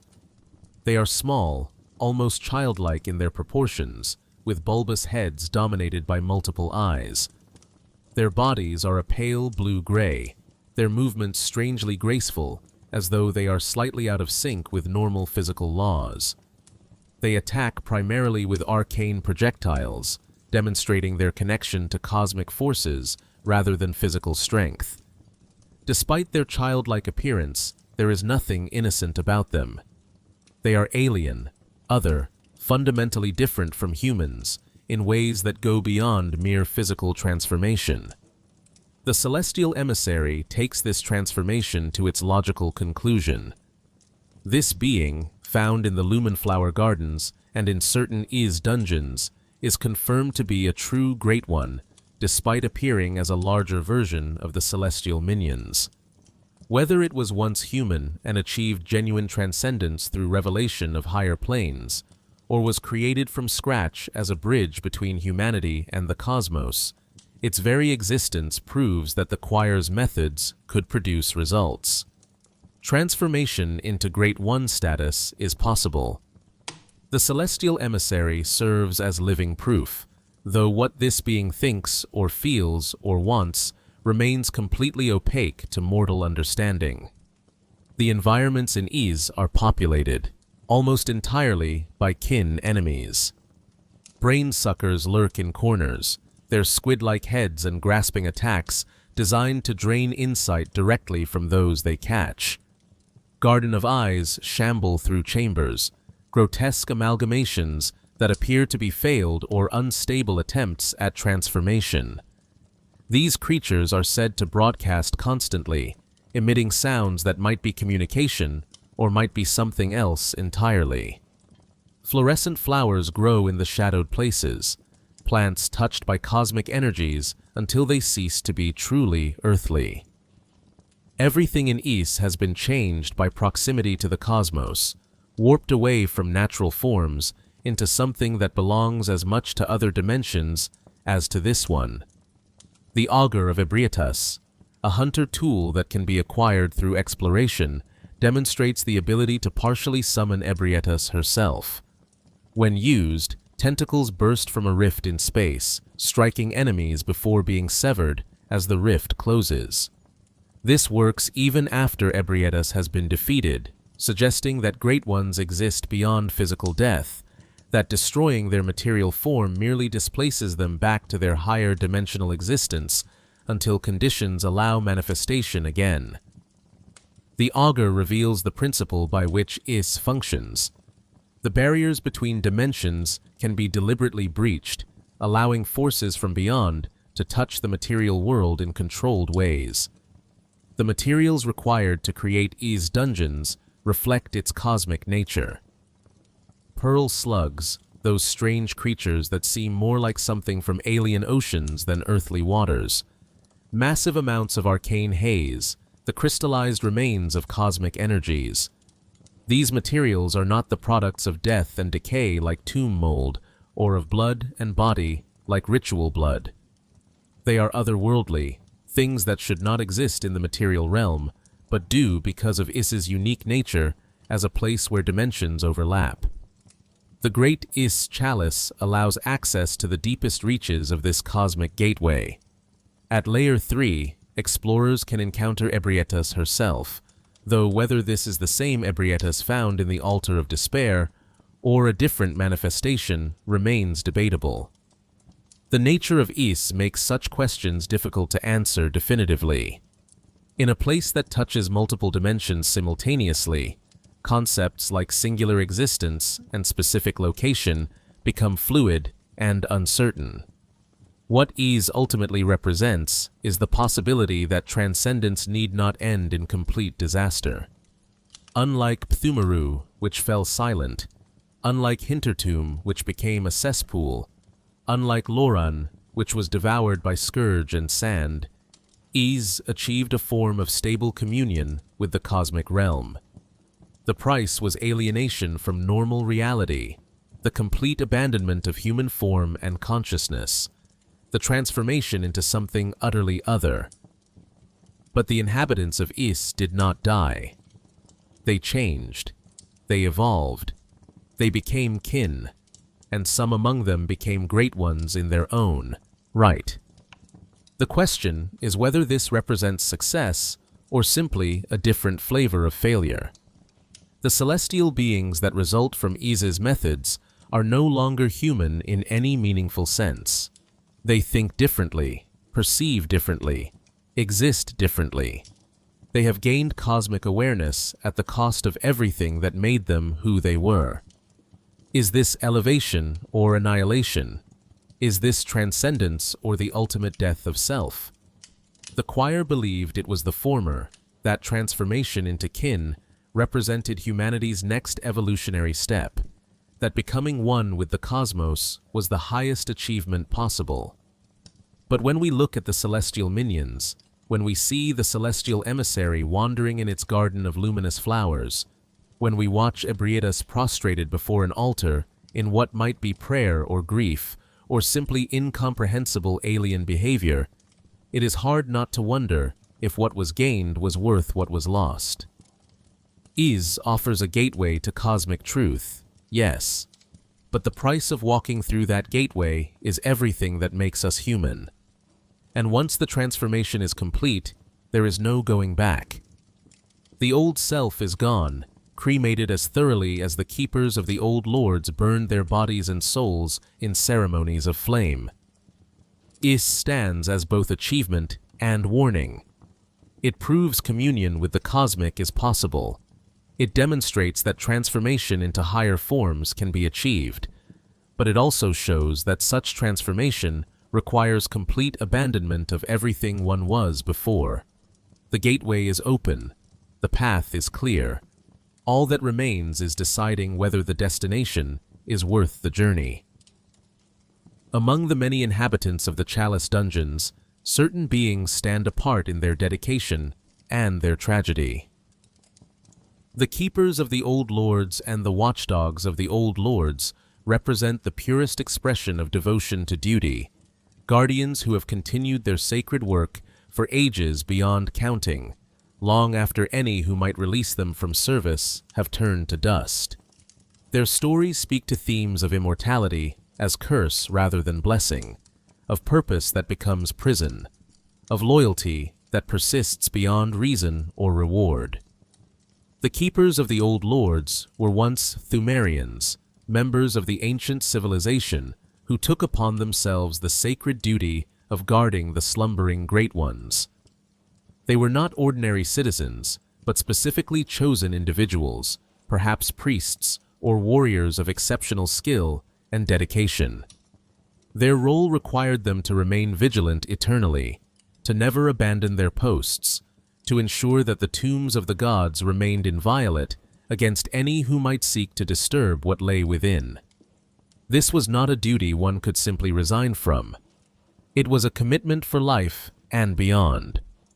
To make this eternal vigilance possible, the Keepers underwent a transformation through ceremony of flame. This was not merely symbolic ritual, but actual physical and spiritual metamorphosis. Their bodies were cremated, while their souls were simultaneously burned, reducing both to ash. Yet somehow, through this process, they achieved a form of immortality. They continued to exist in ashen form, eternal warriors who no longer required food or sleep, or any of the sustaining elements that mortal life depends upon. They became living ash, death and undeath, and something else entirely, all bound together through ancient rites. The physical appearance of the Keepers reflects their transformed nature. They wear flowing robes and distinctive hats that cover much of their form, but what can be seen is withered and skeletal. Their skin, where visible, is gray and desiccated like ancient parchment. Most striking are their eyes.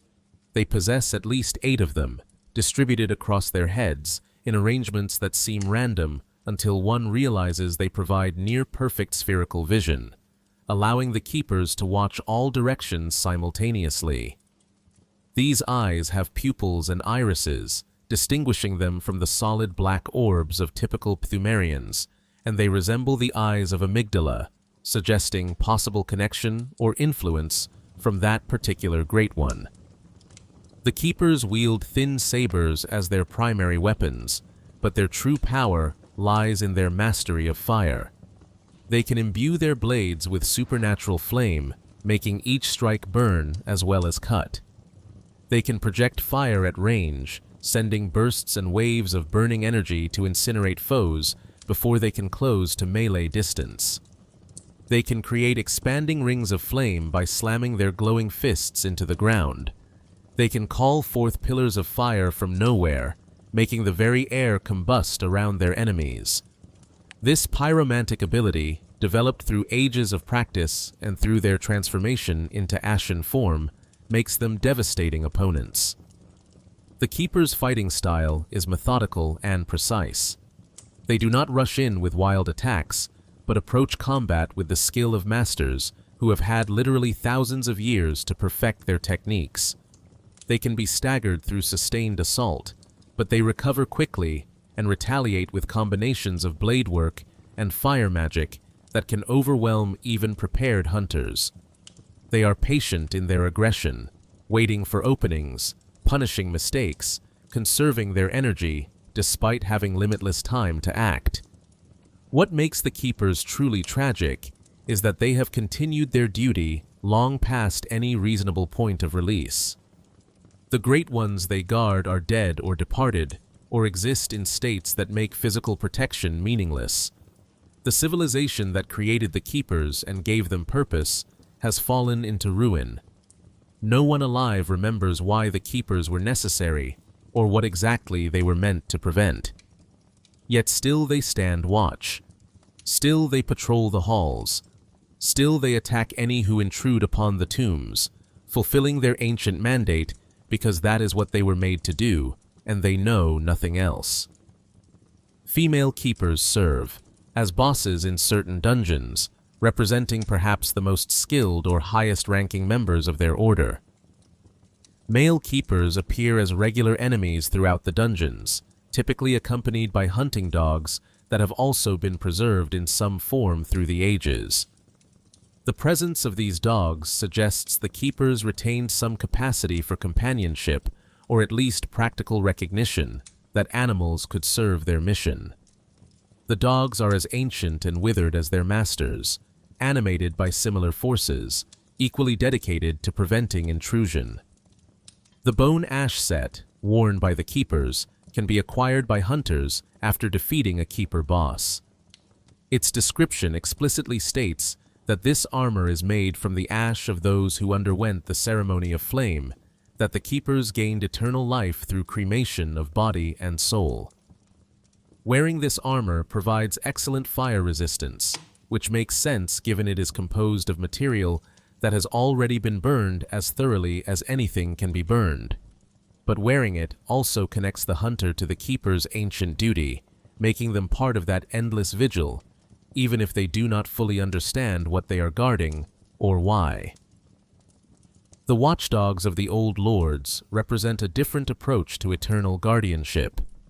These are not transformed Pthumerians, but entirely different beings, massive canine creatures that serve a similar purpose. Whether they were once ordinary dogs, somehow elevated and transformed, or were created specifically to serve as guardians, or are something else entirely, remains unclear. What is certain is that they are ancient beyond measure and have stood watch over the tombs for as long as the Keepers themselves. The watchdogs are enormous beasts, far larger than any natural dog, built like a cross between a mastiff and a crocodile, with proportions that emphasize bulk and power. Their most distinctive feature is the flame that covers their bodies. This is not external fire that they have been set ablaze with. This is intrinsic to their nature, burning from within, making their bodies simultaneously flesh and fire. The heat is so intense that it has seared away portions of their skin and muscle, exposing bone beneath. Yet they seem to feel no pain from this, and the exposed skeletal structure does not impair their movement or strength. The flames that characterize the watchdogs are a result of how they fulfill their duties. It is said that these unique guards cover themselves in densely heated flame in order to fulfill their role as protectors of the ruins. The fire is both weapon and armor, incinerating those who approach too closely, while simultaneously making the watchdogs nearly impervious to damage. They are immune to fire-based attacks, unsurprisingly, and highly resistant to most other forms of damage due to the supernatural nature of their bodies. In combat, watchdogs are brutally straightforward.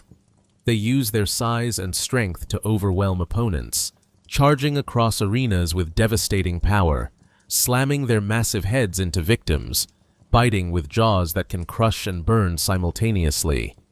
They breathe gouts of flame, creating waves of fire that can fill entire rooms. When enraged, they can release bursts of intense heat that damage everything nearby. Their attacks are not complex or technical, but they do not need to be. Raw power and elemental fury are more than sufficient when backed by size and immortal endurance. The watchdog found in the Cursed and Defiled Chalice is particularly notorious. With a health pool exceeding 28,000 hit points, it holds the record for highest health of any boss in Bloodborne and possibly in the entire Soulsborne series. Combined with the curse that reduces hunter health to half, this encounter becomes a test of patience, precision, and perseverance. A single mistake can result in instant death. The battle can take many minutes even for skilled hunters. And through it all, the watchdog shows no sign of tiring, no indication that it understands it could simply walk away from this duty it has performed for millennia. Like the Keepers, the watchdogs represent tragedy through dedication. They are the most ancient beings that reside within the ruins, older perhaps than the civilization that carved the tombs they guard. They have stood watch through ages that make human history look like a fleeting moment. Everything they once protected is long gone, or transformed beyond recognition. The purpose of their guardianship has been lost to time. Yet they remain, unable or unwilling to abandon posts that no one alive remembers assigning them to. What sustained them through these ages? Simple enchantment seems insufficient to explain persistence across such vast spans of time. Based on what we observe, several possibilities emerge. Perhaps the watchdogs are connected to the Great Ones themselves, drawing sustenance from the cosmic entities they guard. Perhaps they exist partially outside normal temporal flow, experiencing time differently than mortal creatures do. Perhaps the very act of guardianship has become their nature so completely that they cannot conceive of any other state of being. They were made to watch. They watch. That may be all they are and all they will ever be. Both Keepers and Watchdogs drop cold blood gems when defeated. Crystallized blood echoes that can be consumed for power. This suggests they possess some form of life force or vital energy, despite their transformed states, that they are not simply animated automatons, but beings with something resembling souls or consciousness. They can absorb blood from defeated enemies, demonstrated through game mechanics, suggesting they retain biological functions, however altered. They are not merely magical constructs, but living creatures, however much that life has been extended and warped beyond natural limits. The existence of these eternal guardians raises questions about duty, purpose, and identity. If you remove everything from a being except its function, if you burn away mortal limitations and concerns until only the mission remains, what are you left with? Are the Keepers and Watchdogs still individuals, or have they become merely extensions of the will that created them? Do they suffer in their endless vigil, or has their transformation removed capacity for suffering, along with everything else that made them vulnerable? Can immortality achieved through such means ever be anything other than curse, no matter how noble the purpose that inspired it? The hunters who descend into the Chalice dungeons must face these eternal guardians. They intrude upon the tombs that Keepers and Watchdogs have protected for ages beyond counting. They break the seals that these guardians were specifically created to maintain. They violate everything these beings have sacrificed their humanity or animal nature to preserve. And yet, from the guardians' perspective, they are simply doing their duty. They attack not from malice or even from anger, but from purpose. It is what they are. It is what they have always been. It is what they will continue to be until someone or something finally grants them the release that death could not provide. In defeating Keepers and Watchdogs, hunters end vigilance that has lasted through ages. They silence duty that has persisted beyond all reason or reward. Perhaps this is mercy, freeing these eternal guardians from service that should have ended millennia ago. Or perhaps it is simply another tragedy, extinguishing the last remnants of ancient purpose and replacing them with nothing but darkness and silence. Either way, when the last Keeper falls and the final Watchdog's flames are extinguished, an age ends. The tombs will no longer be guarded. The seals will no longer be maintained, and whatever sleeps in the deep places will remain undisturbed only until the next foolish explorer breaks through with chalice and blood and ritual, seeking the power and knowledge that has destroyed every civilization that found it before them. Among the surviving Pthumerians encountered in the Chalice dungeons, certain individuals stand apart from the common inhabitants. These are the remnants of Pthumerian nobility, the leaders and warriors who once guided their civilization. Two in particular demonstrate the heights of skill and power that ancient Pthumerians could achieve: the Pthumerian descendant and the Pthumerian elder. Their presence in the dungeons provides insight into what Pthumerian culture valued, what they were capable of, and what they have become in the ages since their civilization's fall. The Pthumerian descendant represents the younger generation of nobility, though younger is relative when discussing beings that may be thousands of years old. This is one of the few surviving members of the Pthumerian royal line, a direct connection to the queens who once ruled from Pthumeru Hill. The descendant appears as a tall, emaciated humanoid dressed in tattered robes that might once have been regal. The body is skeletal, with skin stretched tight over bones in ways that make every movement visible. Yet this apparent frailty is deceptive. The descendant possesses speed, agility, and combat skill that far exceeds what its withered appearance would suggest. The descendant wields a weapon that is historically significant: paired shotels, curved blades designed to hook around shields and strike at defended opponents. These weapons can be wielded as one or split into two for dual wielding, making the descendant's combat style incredibly versatile. The weapon functions mechanically similar to the Blade of Mercy used by hunters, suggesting that certain Pthumerian weapon designs may have inspired later developments in Yharnam. The shotels were clearly designed with specific opponents in mind, armored and shielded warriors who could not be defeated through direct assault. This tells us something about the kinds of conflicts Pthumerians engaged in, that they faced organized military forces rather than merely beasts and cosmic horrors. In combat, the Pthumerian descendant is relentless and technical. The first phase demonstrates measured aggression, with rapid slash combinations that can shred through defenses if not properly evaded or parried. At medium range, the descendant will hurl a shotel like a boomerang, a technique that can strike twice if the hunter is not careful about dodging both the outbound and return trajectories. This ranged option makes it difficult to maintain safe distance, forcing hunters to stay mobile or commit to close combat. When reduced to half health, the Descendant transforms its weapon, splitting the shotels into two separate blades for dual wielding. This phase is significantly more aggressive, with attack strings that seem to never end, combinations that flow into each other with frightening fluidity. The Descendant will quick-step toward hunters who try to maintain distance, closing gaps with supernatural speed. The attacks come from multiple angles simultaneously, the paired blades weaving patterns that are difficult to read and harder to counter.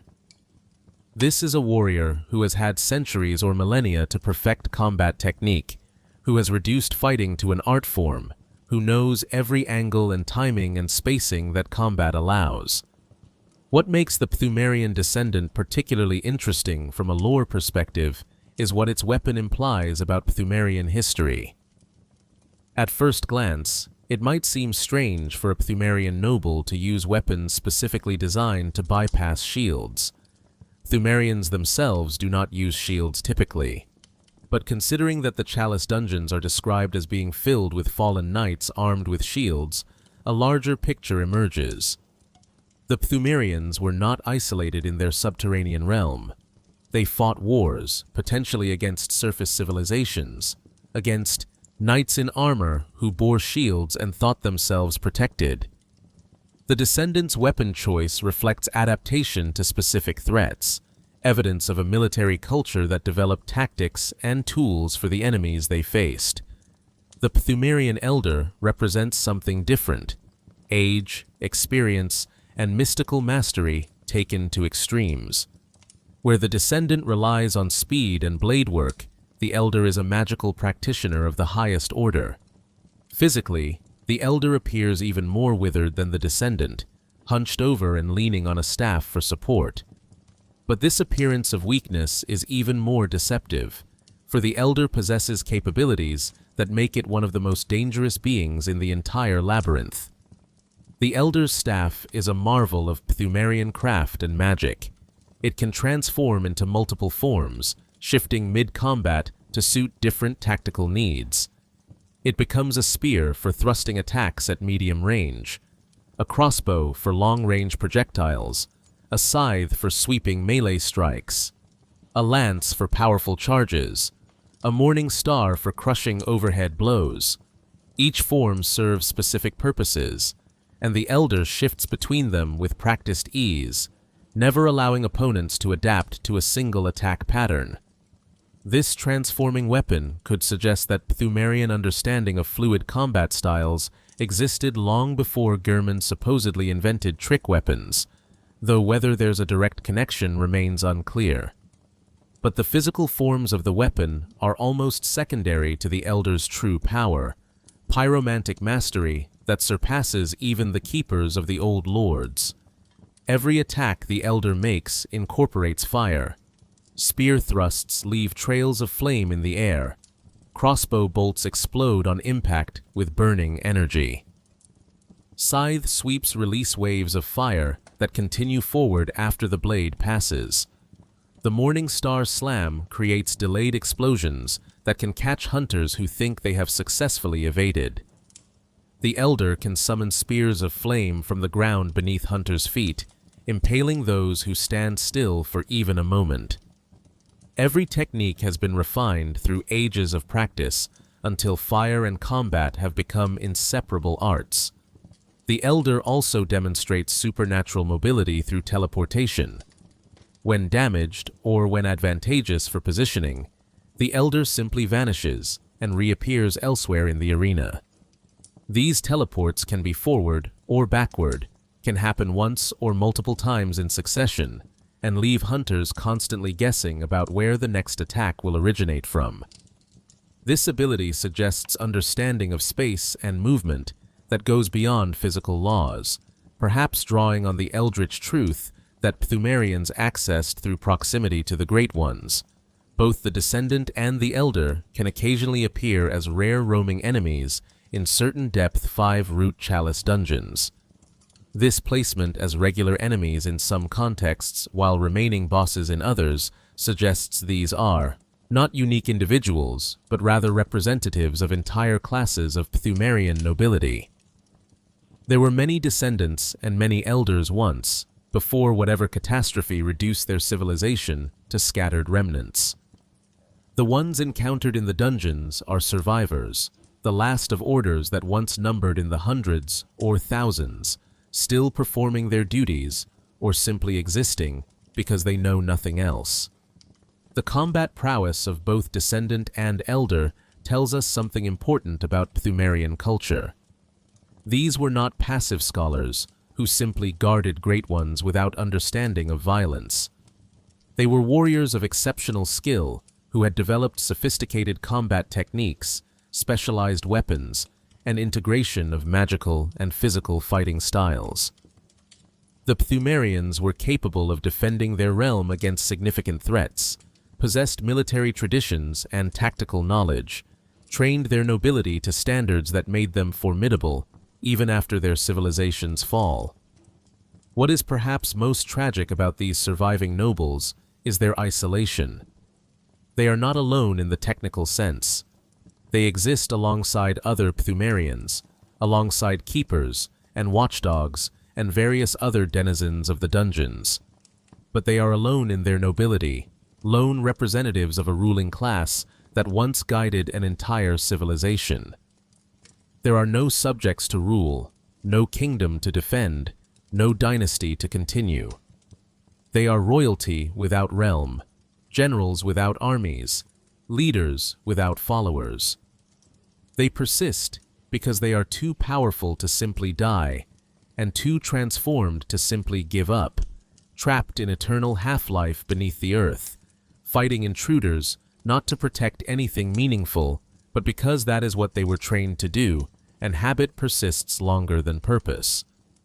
The fact that both descendant and elder demonstrate trick weapon capabilities is particularly significant for understanding Bloodborne's broader narrative.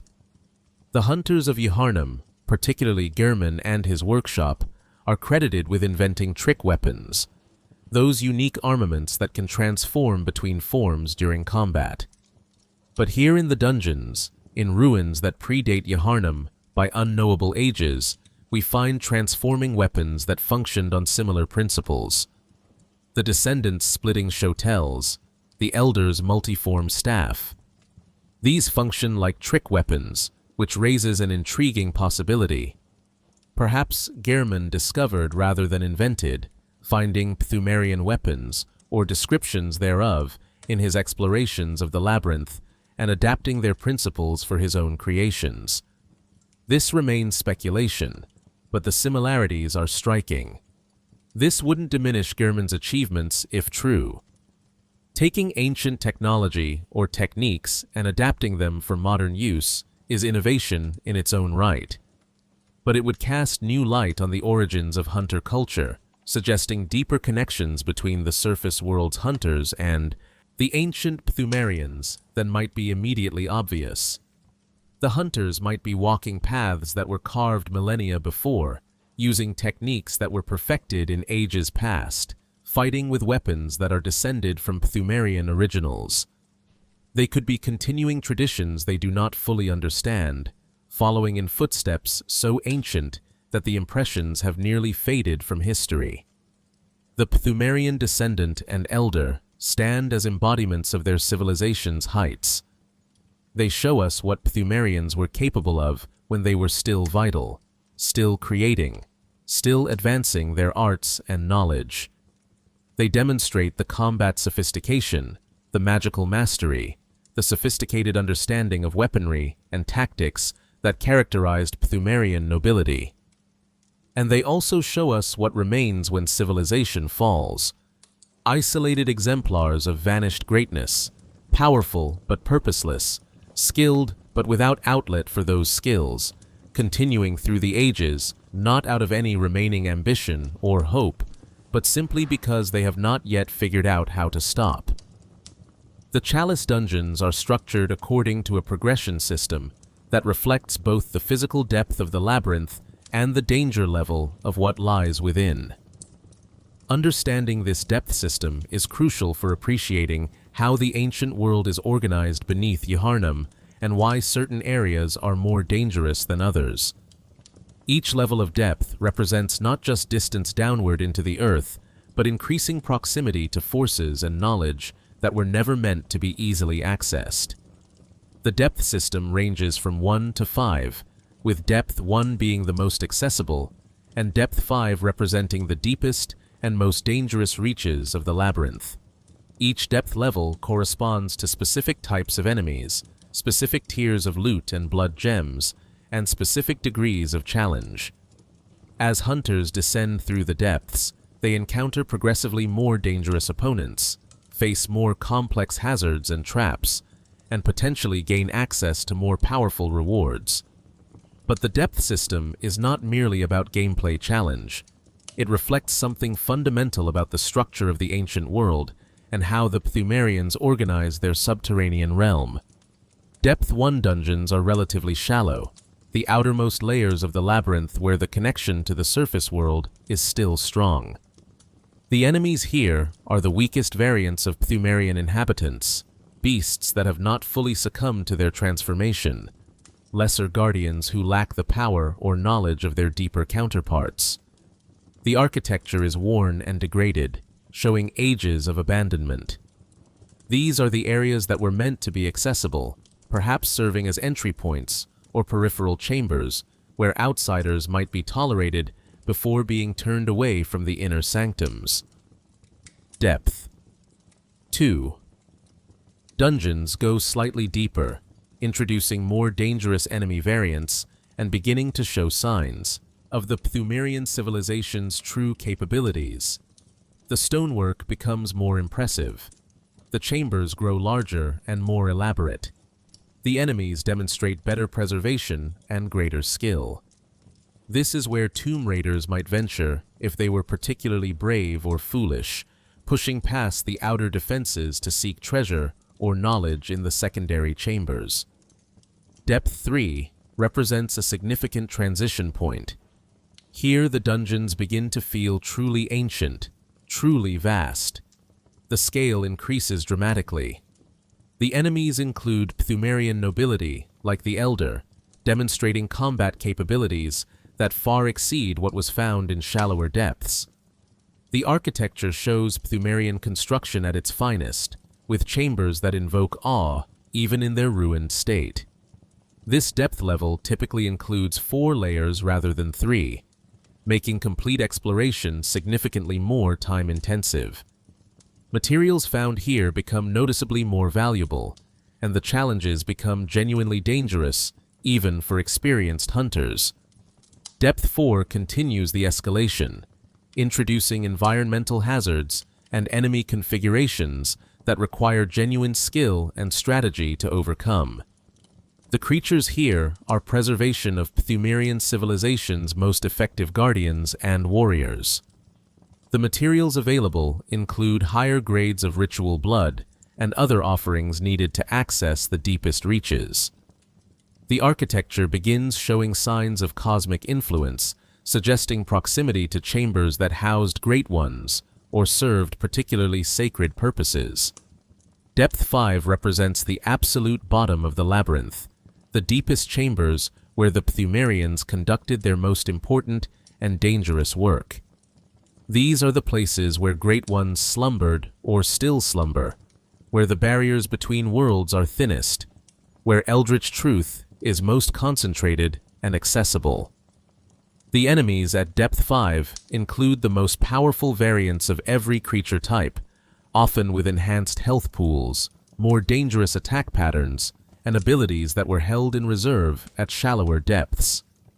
The Great Pthumeru Chalice, the Great Chalice, and the various cursed and defiled dungeons all exist at Depth 5, representing the culmination of Chalice dungeon exploration. But accessing these various depths requires more than simply descending stairways or elevators. The seal system prevents direct access to deeper chambers. Breaking these seals requires specific rituals using specific chalices and materials. The chalices themselves form a progression, with each major chalice typically requiring completion of previous chalices to access. The Pthumeru chalice opens the way to basic Pthumerian ruins. Completing that dungeon yields the central Pthumeru chalice, which goes deeper. That in turn leads to the lower Pthumeru chalice with its 4 layers. Only after completing lower Pthumeru can a hunter access the Defiled Chalice, which in turn is required before the Great Pthumeru Chalice can be created. The materials required for these rituals become progressively more difficult to acquire. Ritual Blood is the foundation, with 5 grades ranging from the relatively common Ritual Blood 1 to the rare and precious Ritual Blood 5. Lower grades can sometimes be purchased from merchants, but higher grades must be found in the dungeons themselves or obtained as drops from specific powerful enemies. This creates a natural progression where hunters must explore current dungeons thoroughly to gather materials for deeper ones.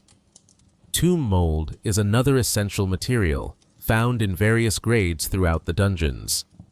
This fungal growth that flourishes on cold blood represents death and decay, appropriate offerings for rituals meant to access tombs. Bloodshot eyeballs, removed swiftly after death, serve as keys to certain seals. Yellow backbone fragments, taken from unknown creatures, unlock specific passages. And for the deepest and most dangerous dungeons, special materials become necessary.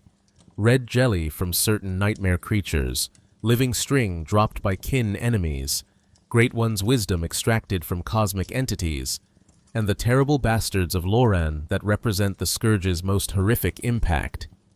Beyond the standard ritual requirements, hunters can add additional offerings to alter the nature of the dungeons they create. These additional rites make the challenges greater, but also increase the rewards. The Fetid offering, which requires Sage's wrist, invokes rotten materials to create a putrid stench that attracts additional enemies. Dungeons created with this rite will spawn extra enemies throughout, making exploration more dangerous, but also providing more opportunities to gather blood echoes and materials. The reward is a 20% increase to blood echo drops, significant for hunters looking to level up or purchase materials. The Rotted offering, which requires inflicted organ, uses cursed materials to increase the likelihood of valuable drops. Dungeons created with this rite will have significantly increased drop rates for rare items, including high-tier blood gems and materials. This makes Rotted dungeons particularly valuable for hunters seeking specific loot, though the increased challenge from additional enemies and hazards must be weighed against the improved rewards. The Cursed offering represents the most significant alteration. Using the Bastard of Loran as material, this rite defiles the entire dungeon, invoking the anger of the Great Ones themselves. The curse manifests as severe reduction to hunter health, specifically half of the normal maximum. This transforms even moderate threats into lethal dangers, as attacks that would normally be manageable can now result in one-hit kills. But the curse also affects the loot tables, ensuring that all enemies drop cursed blood gems, the highest tier variants with the most powerful effects. For hunters seeking the absolute best, equipment, cursed dungeons are essential despite their extreme difficulty. These additional rites can be stacked, creating combinations that fundamentally change the dungeon experience. A Fetid, Rotted, Cursed dungeon, often abbreviated FRC in the community, represents the ultimate challenge, combining extra enemies, improved drop rates, and severe health reduction into a gauntlet that tests even the most skilled hunters. Successfully completing FRC Depth 5 dungeons demonstrates mastery of Bloodborne's combat system and understanding of enemy patterns, as there is essentially no room for error when every attack can potentially kill in one hit. Beyond the fixed dungeons that always have the same layout and contents, there exist root chalices, These special chalices create randomized dungeons with layouts, enemy placements, loot distribution, and even boss selections, varying each time the ritual is conducted. Root dungeons can be shared via glyphs, allowing hunters to explore the same randomly generated configuration. This system effectively creates near-infinite dungeon content, as the combinations of rooms, connections, enemy types, and loot placements can produce unique experiences even after hundreds of hours of exploration. Sinister chalices add PvP elements to root dungeons, automatically summoning a bell-ringing woman who calls hostile hunters into the dungeon. These chalices require arcane haze along with standard materials and transform the dungeon exploration into a hunt where other players become the primary threat. Sinister dungeons allow for PvP combat that would normally be restricted, creating additional challenge and reward opportunities for those who enjoy player versus player content. The depth and ritual system reveals something profound about how the Pthumerians structured their subterranean realm. They created layers of access, with the most powerful and dangerous knowledge reserved for those willing and able to descend to the deepest chambers. The ritual requirements served multiple purposes. They tested the dedication and resources of would-be explorers.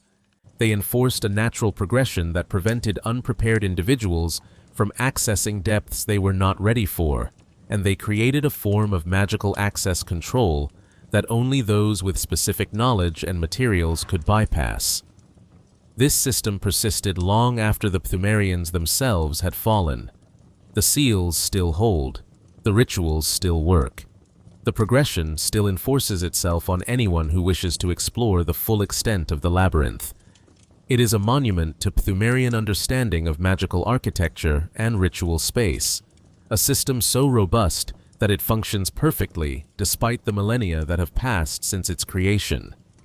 And it serves its original purpose, protecting the deepest secrets and most dangerous truths from those who are not prepared to face them, creating natural barriers that have stood against time itself.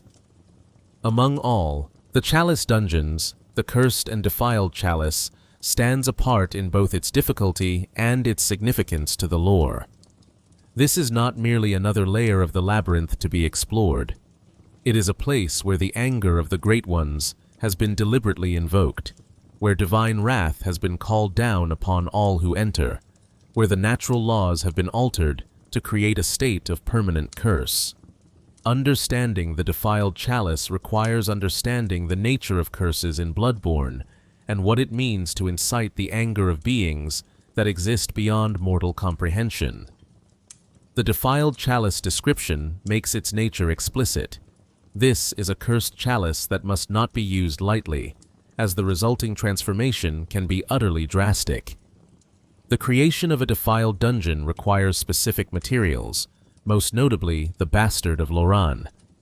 As discussed in the Loran section, these are the remains of infants infected by the scourge while still in the womb, harbingers of curses and symbols of defilement. Using such horrific remains in a ritual is asking for cosmic punishment, deliberately invoking forces that should be left undisturbed. But why would anyone create such a thing? The answer lies in what curses reveal about the Great Ones and the blood gems they enable. Curses are caused by inciting the anger of the Great Ones, and they are used to hex others. The additional description notes that curses are a dark practice, requiring special materials and forbidden knowledge, but they also produce unique results. In gameplay terms, defiled dungeons guarantee the drop of cursed blood gems, the highest tier of equipment enhancement available. In lore terms, this suggests that divine anger, when properly channeled and contained, produces concentrated supernatural power that can be harvested and used. The primary effect of the curse is reduction of hunter health to exactly half normal maximum. This is not simply increased damage or more dangerous enemies, though both of those are present. This is fundamental alteration of the individual's life force, a diminishment of vitality that affects the hunter's very capacity to endure harm. Every attack becomes potentially lethal. Encounters that would normally be manageable become desperate struggles where a single mistake ends the attempt. The curse makes death not just more likely, but almost inevitable without perfect execution. This health reduction reflects something important about the nature of curses in Bloodborne's world. They are not merely bad luck or negative enchantments. They are fundamental alterations to reality itself, changes in the rules that govern existence. When the Great Ones are angered, when curses are invoked, the natural order bends in ways that harm those who incurred the divine wrath. The hunter's vitality is literally removed, not through injury, but through cosmic subtraction. Their capacity to live and endure reduced because something vastly more powerful than them has decided it should be so. But the curse does not affect all things equally. The description notes that amounts of physical damage received and healing will be decreased, along with the decreased maximum health. This creates interesting mechanical effects. Percentage-based healing becomes less effective in absolute terms, though it remains the same percentage of maximum health. But elemental damage, damage from arcane sources, and from attacks imbued with cosmic energies, bypasses this reduction. Elemental attacks do normal damage even against the halved health pool, making enemies that utilize fire, bolt, or arcane damage particularly dangerous. This selective effect tells us something about the nature of the curse. Physical harm is less impactful in the defiled state, as though the body has been partially removed from full participation in the physical world. But cosmic and elemental forces, things that operate on principles beyond simple matter and energy, maintain their full potency. The curse makes the hunter more vulnerable to exactly the kinds of forces that Great Ones command, ensuring that divine punishment carries through, regardless of the victim's state. The enemies within defiled dungeons are particularly challenging because the player's reduced health makes their attacks disproportionately dangerous. The watchdog of the Old Lords, encountered as the second boss of the Defiled Chalice, is notorious for its massive health pool and devastating attacks. Its charge can easily one-shot even well-equipped hunters at half health. The Amygdala boss at Layer 3 poses similar challenges, with attacks that cover large areas and inflict damage that would be manageable at full health, but becomes instantly fatal when cursed. Yet hunters voluntarily create and explore these defiled dungeons because the rewards justify the risk. Cursed blood gems cannot be obtained anywhere else in such reliable quantities. These gems represent the pinnacle of equipment enhancement, providing damage boosts, special effects, and stat modifications that simply are not available through normal drops. For hunters who wish to maximize their combat effectiveness, who want to tackle the absolute hardest content the game offers, cursed blood gems are essential. And so they must brave the defiled dungeons, must risk the curse, must face the consequences of angering the Great Ones. The creation of a defiled dungeon is itself an act of profound transgression. To use the Bastard of Loran in a ritual is to weaponize the suffering of an innocent, to transform the most pitiful victim of the scourge into a tool for accessing forbidden power. It is ritual desecration of the highest order, taking something that should inspire sympathy and horror and making it merely instrumental to the hunter's goals. That the Great Ones would respond with anger seems justified. That their curse would be severe seems appropriate. That hunters willingly accept these consequences in pursuit of power demonstrates the same hubris and ambition that has destroyed every civilization that sought communion with the cosmic realm. The Ring of Betrothal, found rarely in Pthumeru Hill root chalices, provides additional context for understanding curses. Its description states that in the age of the Great Ones, wedlock was a blood contract only permitted to those slated to bear special children. The inhuman beings known as the Great Ones imbued this ring with special meaning. This suggests that Great Ones have specific expectations about procreation and bloodlines, that they care deeply about the creation of offspring, even though their own children invariably die or are stillborn. Violations of these expectations, births outside the proper blood contracts, children born cursed or infected, seem to provoke particular anger. The bastard of Loran represents such a violation, a child not born from sanctioned blood contract, but from accidental or uncontrolled infection, an infant who should never have existed in the form it took. Using the remains of such a being in a ritual is essentially throwing this failure and violation back at the Great Ones, forcing them to acknowledge what their influence causes, making them complicit in the suffering their very existence brings about. No wonder the Great Ones respond with curses. No wonder the defiled dungeons are places of particular danger and divine wrath. The fact that these cursed materials and defiled rituals can be used to gain power rather than merely suffering demonstrates something important about the nature of divine anger in Bloodborne. The Great One's wrath is real and dangerous, but it is not purely destructive.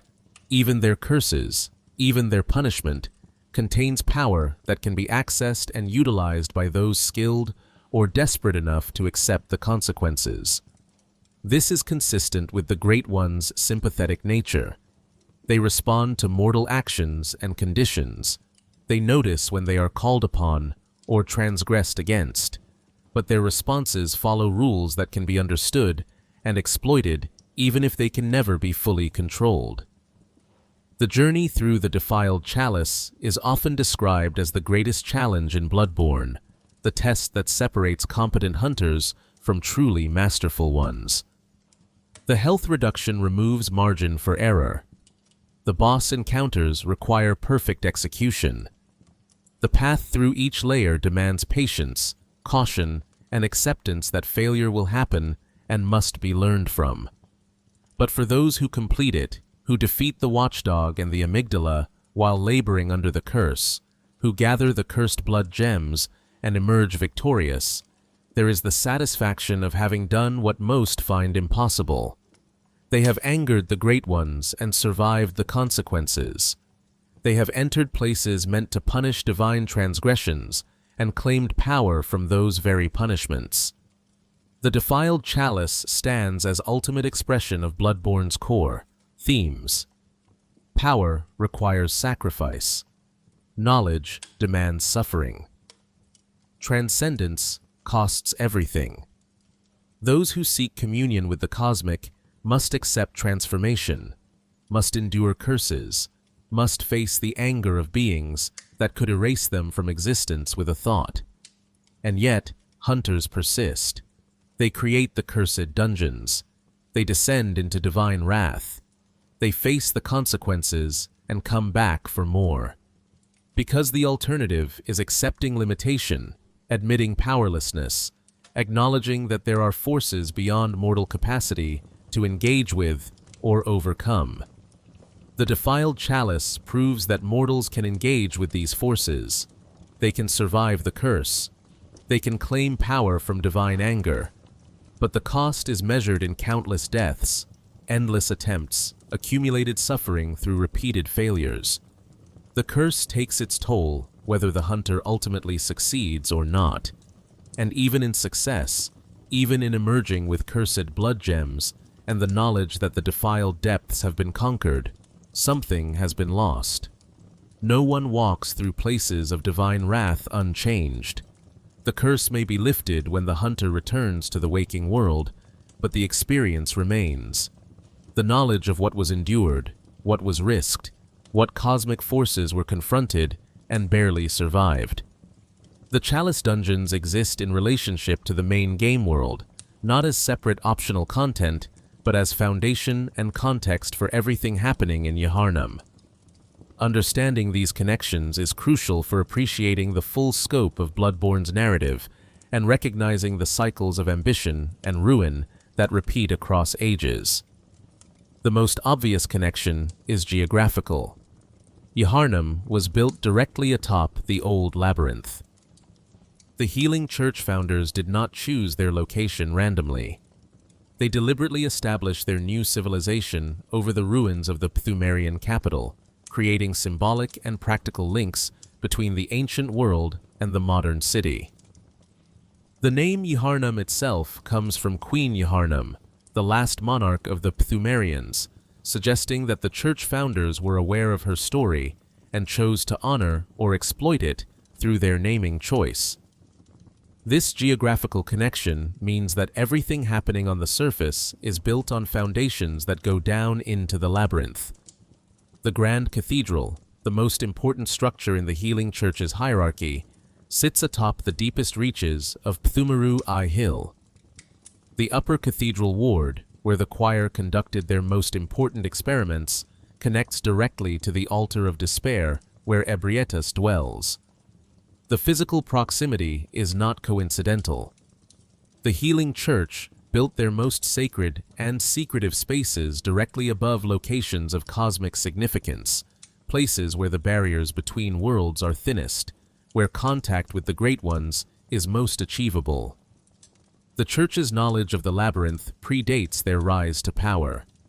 Byrgenwerth, the scholarly institution that preceded the church, was responsible for initial explorations of the ruins. Master Willem and his scholars, including Lawrence, who would later found the healing church, discovered the old labyrinth and began to explore its mysteries. They found the tombs of the gods. They encountered evidence of the Pthumerians and their communion with cosmic entities. They learned about blood ministration and its transformative properties. Everything the church built, every doctrine they developed, every practice they established, came from knowledge gained in the depths below. The great Chalice, the first brought to the surface since Byrgenwerth's time, became the cornerstone of the choir. This single artifact, and the access it provided, shaped the entire direction of the church's highest echelon. The choir's experiments, their attempts to create kin, their efforts to commune with Ebrietas, all stemmed from what they found in Is. The celestial beings that appear in the main game, the celestial larvae, the celestial minions, the celestial emissary, are products of applying Pthumerian knowledge to modern purposes, using Ebrietas's blood to transform humans in ways that echo what happened to the Pthumerians themselves. The tomb prospectors represent the active link between surface and depths. These are healing church agents specifically tasked with exploring the labyrinth and retrieving valuable knowledge, materials, and artifacts. Some, like Olek and the Queen Killer, can be summoned as cooperators in certain dungeons, suggesting they are constantly delving into the depths, always searching for more secrets to bring back to the surface. The tomb prospectors dress in distinctive attire that marks them as official church representatives, carrying authorization to explore areas that would be forbidden to ordinary hunters. The materials found in dungeons often make their way to the surface. The Insight Bath. Messengers in the hunter's dream can sell chalice materials after the player has found them once, suggesting a supply chain that connects the depths to the surface. The blood gems, the runes, the weapons, all originated in the labyrinth before being brought up and integrated into hunter culture. Even the physic-making tradition, with its use of crystal tears from the minor Erd trees, has roots in ancient practices found in the dungeons. The healing church's blood ministration is itself a surface implementation of practices developed by the Pthumerians. The old blood, that foundational substance that the church built their entire civilization upon, was found in the labyrinth. The understanding of how blood can transform, how it can heal and elevate and grant power, came from observing what happened to the Pthumerians and what they left behind in their ruins. The church believed they could use this knowledge more wisely, more carefully, more successfully than their predecessors. They believed they understood the dangers and could control the outcomes. They were wrong, as evidenced by the state of Yharnam during the game. The beastly scourge that consumed Loran has arrived in the modern city. The same cycle of transformation and corruption that destroyed ancient civilizations is repeating on the surface. Old Yharnam burned. The plague spreads through the current city. Beasts prowl the streets. The same fate that befell every previous civilization that sought communion with the Great Ones is now claiming Yharnam. The only question is how complete the fall will be, and whether anything will remain when it is finished. The connection between Edon Chapel and the labyrinth is particularly interesting. The chapel is described as being deep underground, closer to the tomb of the gods than to the surface proper. It serves as a safe haven during the hunt, a place where civilians can take shelter. But its proximity to the labyrinth is not accidental. This is a sacred space built to exist between worlds, between the surface and the depths, between the mundane and the cosmic. The Udon Tomb, where hostile hunters wait in ambush, connects directly to the Chalice dungeons in terms of its aesthetic and atmospheric qualities. The Nightmare Realms also show connections to the Chalice structure. The blue lanterns held by messengers in the Nightmare Frontier function identically to those in the dungeons, suggesting the nightmares and the labyrinth are connected through whatever metaphysical principles govern these otherworldly spaces. The Nightmare of Mensis, where Mergo's consciousness resides, exists as the nightmare reflection of events that originated in the physical depths where Queen Yharnam still mourns her lost child. The cycle of civilization rising and falling connects directly to the dungeons. Yharnam is following the same path as Pthumeru, Loran, and presumably other civilizations lost to history. Each generation discovers the old labyrinth. Each generation explores the tombs. Each generation learns about the Great Ones and seeks to commune with them. Each generation develops blood ministration and all its variations. Each generation achieves great heights of knowledge and power. And each generation falls to the same consequences, whether beastly scourge or cosmic transformation, or complete collapse into nightmare. The hunters themselves are walking this same path. They enter the dungeons. They break the seals that were meant to protect people from accessing forbidden knowledge. They defeat the guardians who have stood watch for ages beyond counting.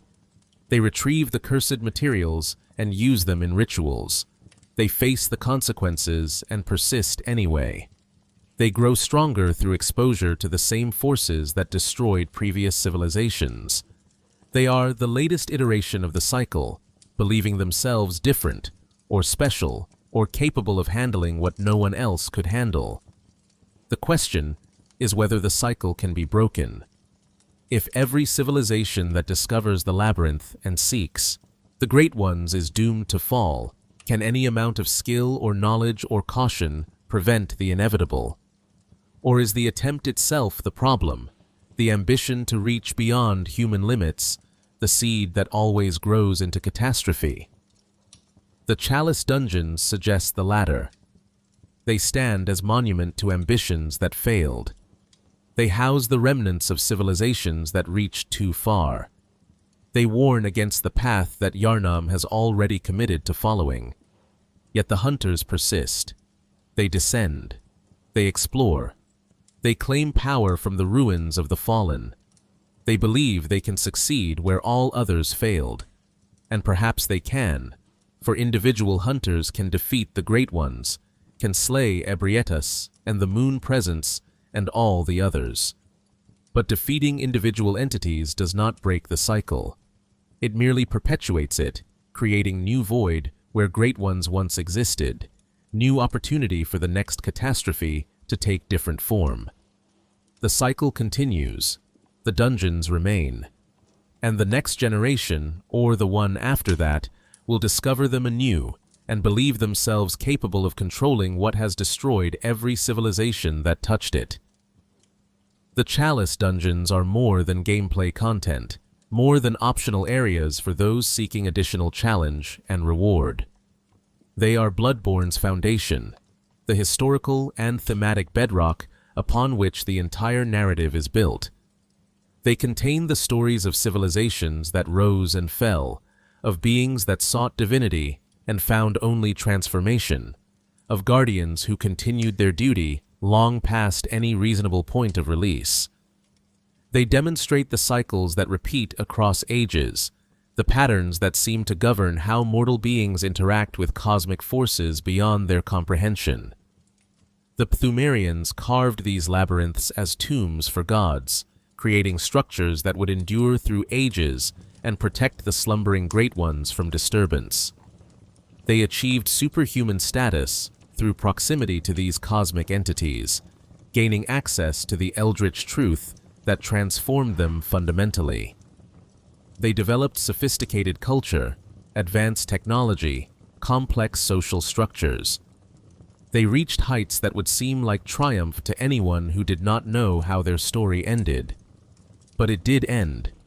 The Pthumerians fell, their civilization reduced to scattered remnants wandering silent halls.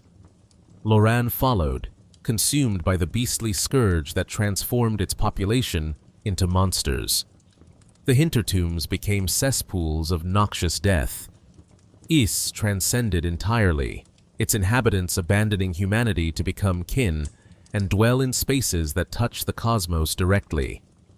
Every path led to ruin. Every achievement came with price. Every step toward the divine was simultaneously a step away from everything that made the journey meaningful. The healing church discovered these ruins and learned nothing from their warnings. They saw power and wanted it. They found knowledge and believed themselves capable of using it wisely. They developed blood ministration based on Pthumerian practices. They sought communion with the Great Ones found in the depths. They followed the same path, making the same mistakes, driven by the same ambitions that had destroyed every civilization before them. And they suffered the same consequences, as the beastly scourge arrived in Yharnam just as it had in Loran, as their own experiments produced horrors parallel to those found in ancient ruins. The hunters represent the latest iteration of this cycle. They descend into the dungeons. They face the eternal guardians. They break seals meant to protect against accessing forbidden knowledge. They claim power from the ruins of the fallen and believe themselves different, special, capable of controlling what none before them controlled. And perhaps individual hunters can succeed where civilizations failed. Perhaps skill and determination and refusal to give up can overcome obstacles that destroyed nations. But even in success, even in defeating every boss and claiming every treasure and emerging victorious from the deepest depths, the cycle continues. The dungeons remain. The ruins stand as warning that will go unheeded by the next generation, just as it was ignored by all previous ones. What makes the Chalice dungeons so compelling is how they demonstrate this futility while simultaneously inviting participation in it. The game tells you this path leads to ruin. It shows you the consequences. It fills underground halls with evidence of what awaits those who seek communion with the cosmic. And then, it gives you a chalice and invites you to descend anyway. It makes the forbidden knowledge accessible. It rewards the transgression. It enables you to follow the same doomed path as everyone before you, fully aware of where it leads, but unable or unwilling to choose differently. This is the horror at the heart of Bloodborne, the revelation that makes cosmic dread personal. It is not that terrible things happen to people who make mistakes. It is that terrible things happen to people who do everything right, who follow the path of knowledge and power and advancement, who achieve everything their civilization believed worth achieving. The horror is not in random catastrophe, but in inevitable consequences of choices that seemed reasonable or even noble at the time they were made. The Chalice dungeons preserve this truth in stone and ash. They stand beneath Yharnam as they stood beneath whatever came before and will stand beneath whatever comes after. The labyrinths are older than memory and will persist longer than hope.